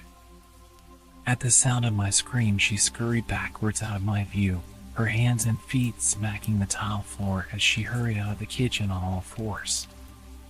I didn't run after her, or even shout. I just stood there frozen in shock, wondering what the hell had possessed her to do that. It took me a little longer than I'd like to admit to go back upstairs, but I eventually did. When I got to our bedroom, Rebecca was lying on her side asleep. Or at least pretending to. I stood there for a while, watching her breathing, to be sure she really was asleep. I had the feeling she might jump out at me the moment I got into bed. I climbed in, and she didn't even move. Her breathing was soft, and I was starting to wonder if I dreamt the whole thing. The next morning, I waited for her to come down for coffee, and after handing her a mug and kissing her cheek, I decided to ask her about it. What was that about last night? I was keeping my tone light so I didn't offend or embarrass her. She frowned over her cup of coffee, shaking her head like she had no clue what I was referring to. You were peeking at me again. From over there, I said, pointing to the spot on the floor by the kitchen island. She followed my gaze, and when she looked back at me, she burst out laughing. She laughed so hard that I couldn't help joining in. You creep me out sometimes, you know that? She laughed at what I'd said and wrapped her arms around my neck. You creep me out all the time, so I guess we're even. We said our goodbyes and left for work. As I drove, I kept thinking about how creepy it had been seeing her grinning at me from behind the island like that. The sounds her hands made on the floor as she crawled away. I told myself she was just trying to be silly. Just trying to join me in my love of all things horror. It's not like I was afraid of her, but it still didn't sit right. I started seeing her peeking at me more and more. Sometimes she'd be peeking out from behind the couch or living room curtains. Once she even managed to get inside her grandmother's old trunk that sits at the foot of our bed. I might not have even known she was there if the trunk's old hinges had not given her away. She had the lid propped up just enough so that only half of her face peeked out. She'd been grinning like an excited toddler. It was unnerving. I didn't even know what to say to her. All I could do was stare. When I finally found my voice, I asked her why on earth was she doing this. She didn't answer, but she had slowly closed the lid, shutting herself inside the trunk. I just walked away, feeling disturbed. I didn't understand why she was doing it, but it clearly made her happy. I just hoped she would tire of the game quickly. Rebecca didn't peek at me for the next 2 weeks. I started to think she was done with her weird prank, and I was relieved. We were watching a show on Netflix one night, and I jokingly said that I hadn't seen her peeking at me lately, and that she must have given up on her game. She looked up at me with a small smile and said, "Maybe I've just gotten better at it." I didn't say anything, but I wondered whether or not she was joking. For the next few days, I couldn't stop thinking about what she'd said. Was she still peeking at me while I wasn't looking and I just hadn't noticed? And if so, what the hell was she getting out of this? I started to feel paranoid, constantly checking whether she was watching from around the corner or behind a door. I was jumpy whenever I was home and she wasn't in full view of me. I felt stupid and a little crazy. But after a few weeks without another incident, I began to relax. I stopped checking behind furniture and walls and told myself it was just a bad memory. Then a few days ago, things got so much worse. Rebecca left to go to a friend's, and I lounged on the couch and played a couple games on my laptop. Around 9 p.m., I hopped in the shower, and as I was washing the soap from my hair, I felt that awful feeling that I was being watched. I slowly opened my eyes and almost had a heart attack. Rebecca was peeking from behind the shower curtain, her entire head stretched into the shower, leaving just her body outside. Her long dark hair hung against the curtain, the ends dripping with water. Her mouth hung open in a terrible grin, eyes wide open and red, as if she hadn't blinked in a while. I screamed and jumped back against the wall. She didn't move, nor did her smile waver. Her makeup ran down her cheeks in 2 black streaks. She looked giddy and completely deranged. I was terrified.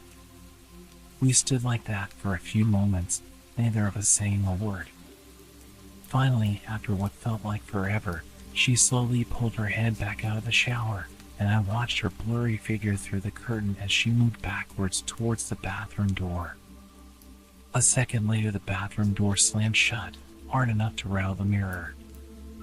I screamed again and jumped out of the shower to lock the door. I stayed inside the bathroom for over an hour.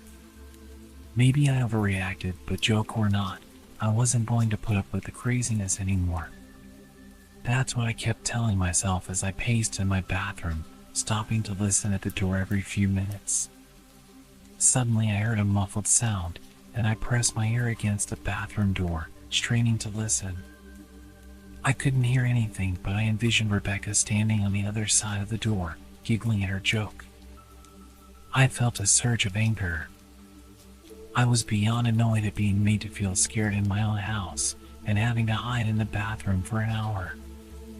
All for what? If it was a joke, it was an awful one. What the hell, Rebecca? I snapped. This is getting really annoying.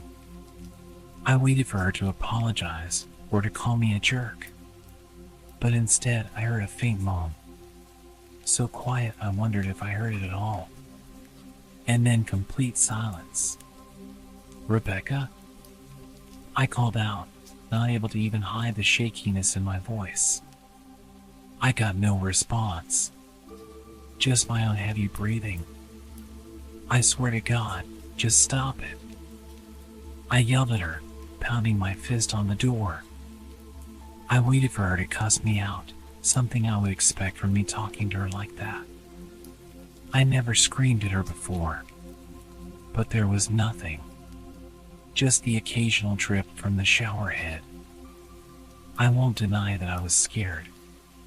Too afraid to open the damn door and face my own life.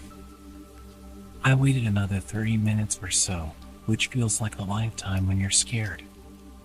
Finally, I decided I wasn't going to spend the night hiding in my bathroom, so I got down on my knees and peered under the door. I almost expected to see her face peeking back at me, but thankfully she was gone. I could see straight down the hallway to the top of the stairs, but no Rebecca. I didn't know if I should be happy about that or not. I looked for a few minutes, waiting to see her head pop up over the top step, but it never came. I stood up, my hand hovering over the door, and prepared myself to open it. I slowly turned the lock with shaky fingers and was about to yank it open when I heard a sound that still makes me feel nauseous when I think about it. A moan. Louder than before. But this time I was able to tell just where it was coming from. I turned my head to the closet door as if in slow motion and locked eyes with my wife, who was peeking out at me from the slight gap. Her eyes were still wide as ever, and her mouth was hanging open in the most grotesque gaping smile. I didn't even scream.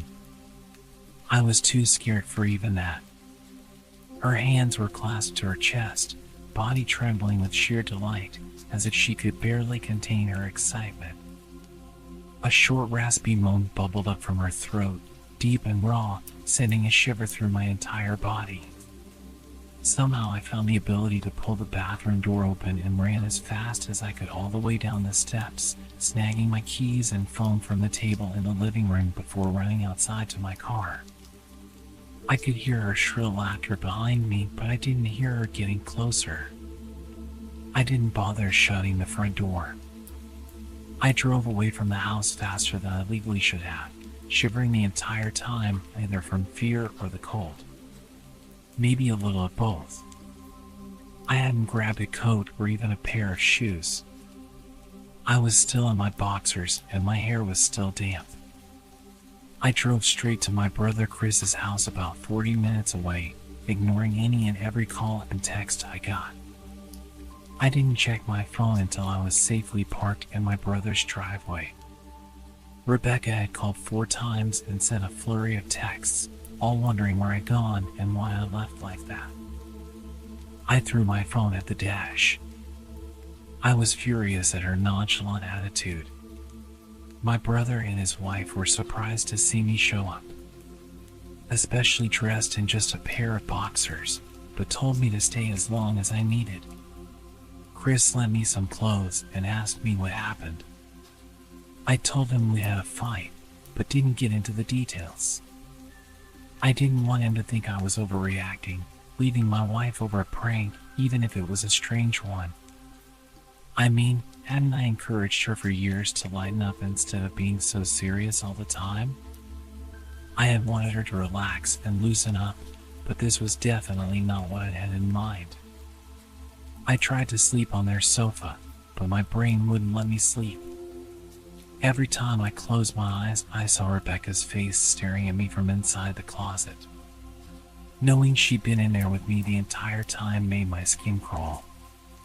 She'd never left the bathroom at all. Instead, she slipped inside the closet and slammed the bathroom door shut to fool me. The mere thought of going back home gave me anxiety. I tossed and turned, unable to sleep. Chris ended up giving me a sleeping pill, so I was able to get a little rest.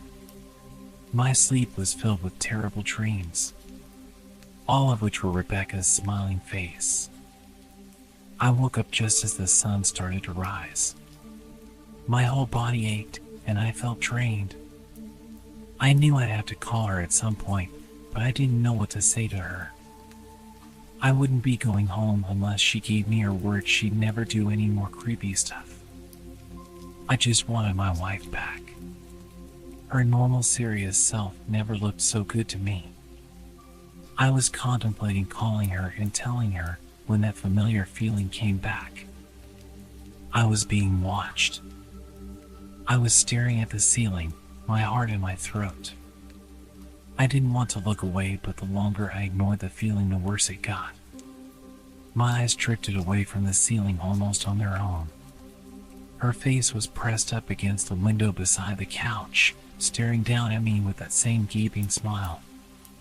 Drool dribbled down her lips, leaving 2 long streaks down the glass. I didn't know how long she'd been there, but something told me she'd been there quite a while, possibly all night. I didn't bother screaming, though I was afraid anger trumped any fear I felt at that moment. I jumped up from the couch and pounded my palm against the glass. Rebecca, are you crazy? What the hell is wrong with you? Just go home. Now. She didn't move, and her ghastly expression never changed. If anything, her smile only grew, as if she had never been more elated. I could hear Chris and his wife moving around upstairs. As if Rebecca could hear them from her place outside, her head twitched slightly in their direction, and she began to close her mouth slowly. Chris called my name from upstairs, obviously concerned. I turned around to see him running down the stairs. When I turned back to the window, Rebecca had disappeared. The only sign she'd been there at all was the 2 streaks of drool still dripping down the glass. I tried explaining to Chris and Jess about waking up to see Rebecca watching me through their window. They were skeptical. We went outside to the spot in front of the window, but there were no footprints in the dirt, just a slight indent. Animal probably, Chris guessed, and I didn't argue. He and Jess assumed I dreamt the entire episode, but they didn't understand, and I was too tired to explain it to them. I called out of work that day and turned my phone off. I didn't want to face Rebecca. Just talking to her was too much for me at that point. I really started to believe something was irreversibly wrong with her. That no matter what promises she made, we'd never be the same again. The thought saddened me to my core. I cried most of the morning. By noon, I figured I was ready to confront her. Give her one last chance to explain herself. I could at least give her that after 6 years, I told myself. I turned my phone on and saw the dozens of texts she'd sent, all from a seemingly concerned wife. Can we talk? I love you. Please call me. I'm really worried. Can you answer? Just come home. And more of the same. All texts telling me she loved me and she wanted me home. How worried she was. Not a damn one addressing the crazy crap she pulled. Like she hadn't been acting like a character from a Stephen King book. Even her texts were different. She normally texted novels just to tell me to pick up a loaf of bread. You'd think she'd have more to say to me after her bizarre shenanigans. I know it probably seems childish to some of you who are miles away from this situation. But if you saw the way Rebecca had looked at me, how she scampered away on all fours like some wild animal, grinning at me from inside the closet like a lunatic, then I think you'd find my reaction was warranted. I ended up staying with them for another night. I didn't wake up yesterday until afternoon, and thankfully I didn't see Rebecca's face watching me through the window. I don't want to pry, because it's not my place. But is this fight something that can be mended? Jess was asking me about the situation. She made us both a sandwich for lunch, and I knew she wanted to breach the subject without seeming to be nosy. I don't know, she's like a different person. I chose my words carefully. I still wasn't ready for her or my brother to know the full extent of the craziness I had been dealing with. People change, but she's still the same woman you married. Maybe you both just need to talk through your issues. Whatever's going on, I'm sure it can be fixed. I think it's beyond that now. I don't think talking would help. I just don't trust her. The words stung in my heart. I missed and loved my wife. But how could I live with someone like that? Living in constant fear didn't sound too appealing. Rebecca loves you. She has to be absolutely crushed. I don't know about that. Well, she certainly seemed like it. I've never seen her so upset. It took a full minute for me to realize what she just said. And when I did, I felt dread rush over my body. Wait, what do you mean? You saw her? You saw Rebecca?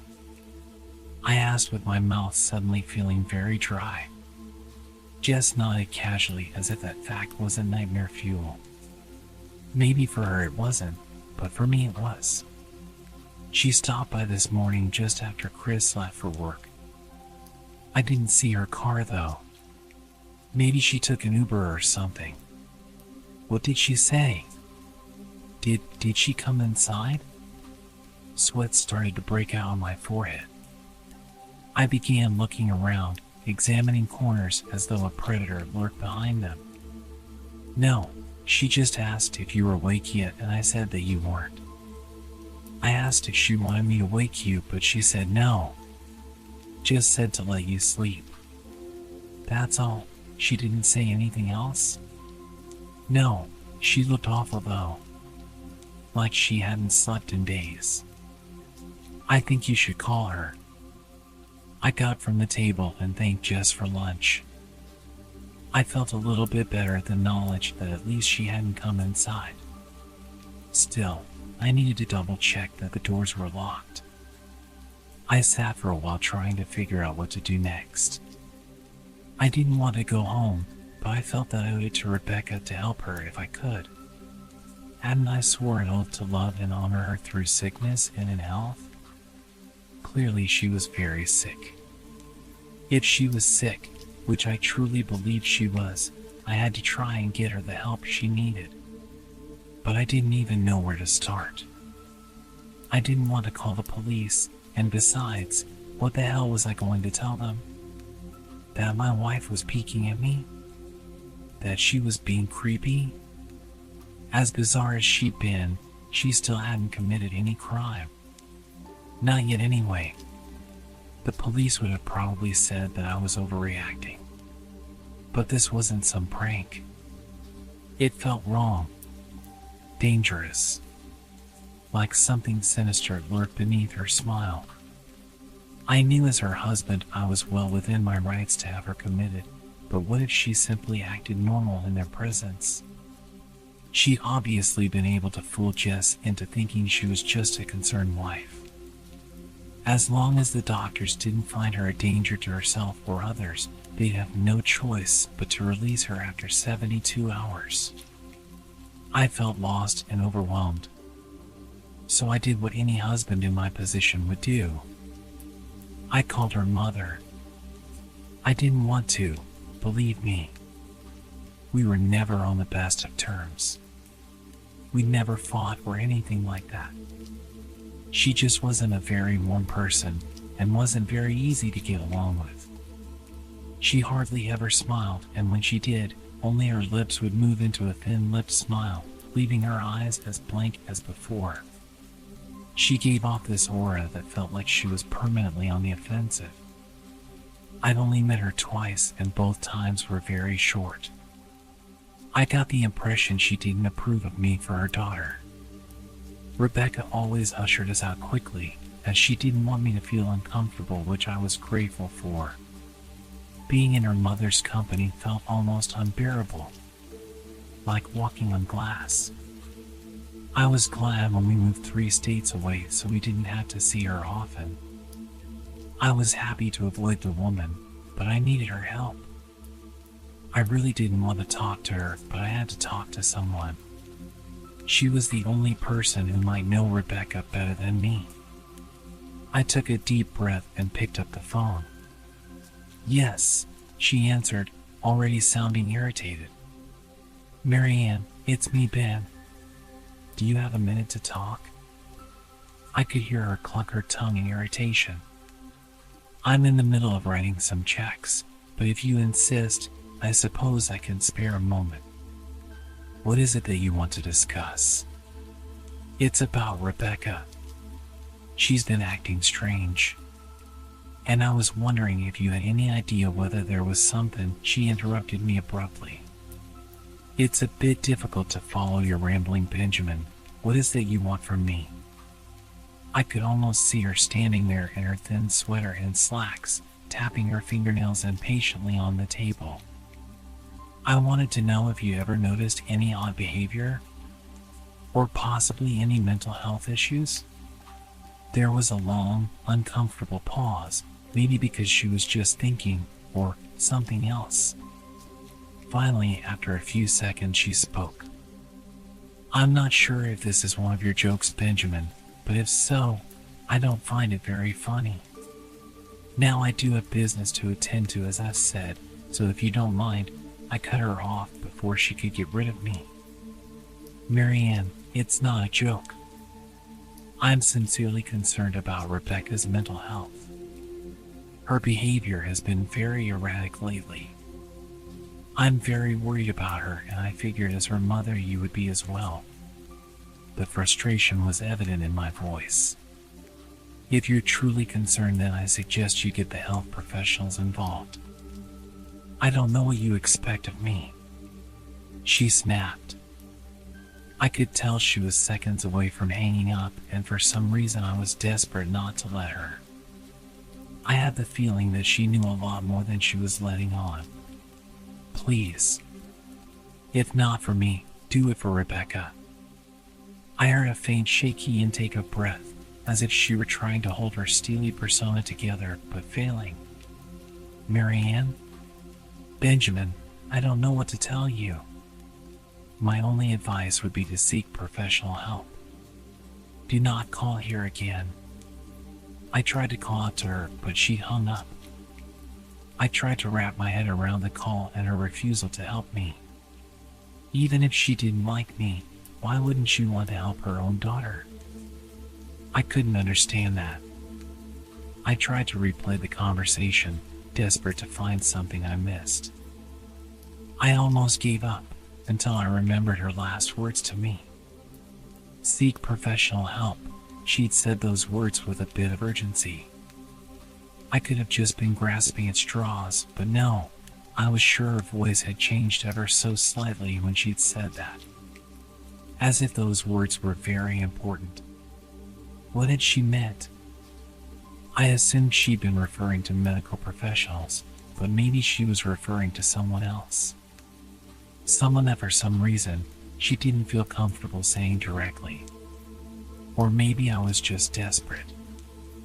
I waited for Chris to get home, and after a very long and exhausting conversation, I convinced them that Rebecca truly needed psychiatric help. I didn't tell them everything. I wasn't prepared to go into it yet, but I told them about our last encounter. How she'd hidden in the bathroom, peeking at me from the closet. They were obviously shocked, but thankfully they believed me. They too just wanted to help her. Still, they didn't think it was all that serious. Weird, maybe, but not dangerous. They just kept saying that Rebecca had to be playing some kind of weird joke. Maybe for YouTube? Jess offered, if only half-heartedly. Chris didn't think we should involve the police just yet. He offered instead to go with me, and I readily accepted.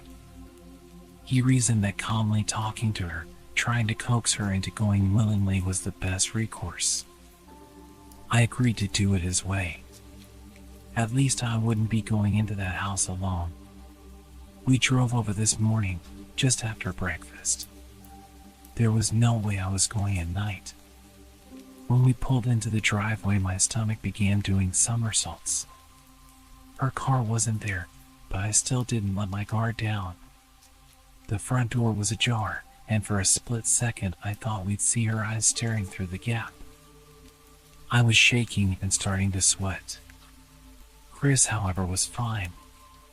He waited for me to open the door, his hands in his pockets like he was going on a stroll through the park. I envied his ignorance. I pushed the door open and was immediately hit with the stench of rot. Chris smelled it too, and he walked in the house behind me with his nose scrunched up. My eyes were looking around for any signs of Rebecca. The house was deadly quiet and dark, despite being late in the morning. All the curtains were closed up tight, refusing to allow any sunlight inside. If I hadn't left just 2 days ago, I'd have thought the house to be abandoned. We moved through each room, carefully checking any place that she might hide, occasionally calling her name. Why the hell are you looking under the couch? Aren't we looking for your wife? He was looking at me like I was a moron. Let's just go upstairs. He shook his head but followed me up the stairs to check the bathroom and spare bedroom. On the way up, my shoes crunched over pieces of glass that looked to be littered over a few of the steps. I noticed that one of our wedding portraits that hung on the wall along the staircase had been smashed. The frame hung crookedly, all the glass was removed. I stared at the picture, a lump forming in my throat. We had taken the photo just after leaving the church. She looked so beautiful in her white gown. I looked at her beautiful face. I never dreamed her face would ever be a source of terror for me. We climbed the rest of the steps and checked the spare bedroom, but it looked completely untouched. I was hesitant to go into the bathroom, my fear from that night coming back to me all at once. Chris noticed and offered to go in by himself, but I couldn't let him do that. So we walked in together, checking the closet and the shower. The bathroom looked as if it hadn't been touched since the night I left. I don't think she's here. Why don't you pack some clothes and we'll try coming back tomorrow or something? I nodded and went into our bedroom and shoved some clothes into a duffel bag. When I checked inside her closet, I found the source of the smell. I immediately started gagging.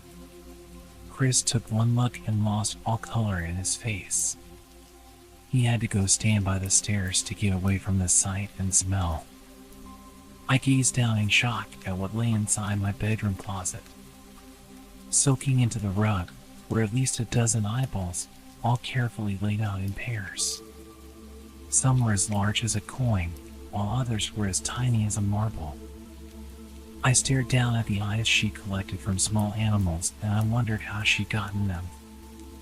I shuddered at the thought. Man, I thought I had it bad with my white shoe addiction. Yours is in here collecting eyeballs, Chris said while gagging. Ben, I think we should go, he called from the hall. I'm getting nauseous. I grabbed my duffel and shut the closet door. I stepped out into the hall and took a deep breath of air. I could taste the rotten smell on my tongue and I couldn't help but gag. Who the hell lines up eyeballs in their closet like that? I tried to tell you she needed help. She doesn't need help, Ben. She needs an exorcist. You coming or what? I can't stand the smell anymore. His words died in his throat, and his eyes grew wide with fear. I didn't ask him why. I could feel it. Someone was watching me, and I didn't think it was the eyes in the closet. I turned around, my eyes slowly scanning the bedroom. Christ, I whispered as I finally saw what we'd missed. Under the bed, curled on her side, watching us with the excitement of a kid on Christmas morning, was my wife. She held her hands together just under her chin, and they were shaking eagerly. Now that she knew she'd been found, I could hear the quiet noises she was making. A sort of hiccuping sound in her throat, as if the excitement was just too much for her. It was unnerving to say the least. Wide eyes, and that same huge smile. Everything in me told me to run, but I forced it away. This was my wife. No matter how twisted, she was still the woman I married. I had to help her. Rebecca, I said softly. She didn't respond, but her head bobbed back and forth in two quick little movements as if she were nodding. Baby, I just want to help, okay? Can you let me do that? I had taken a single step forward, approaching her like some kind of dangerous animal. I love you, Rebecca, I said softly, taking another step closer. She let a tiny moan escape her wide-open mouth, and I had to resist the urge to run. Her shoulders were starting to quiver, and her eyes grew as large as saucers.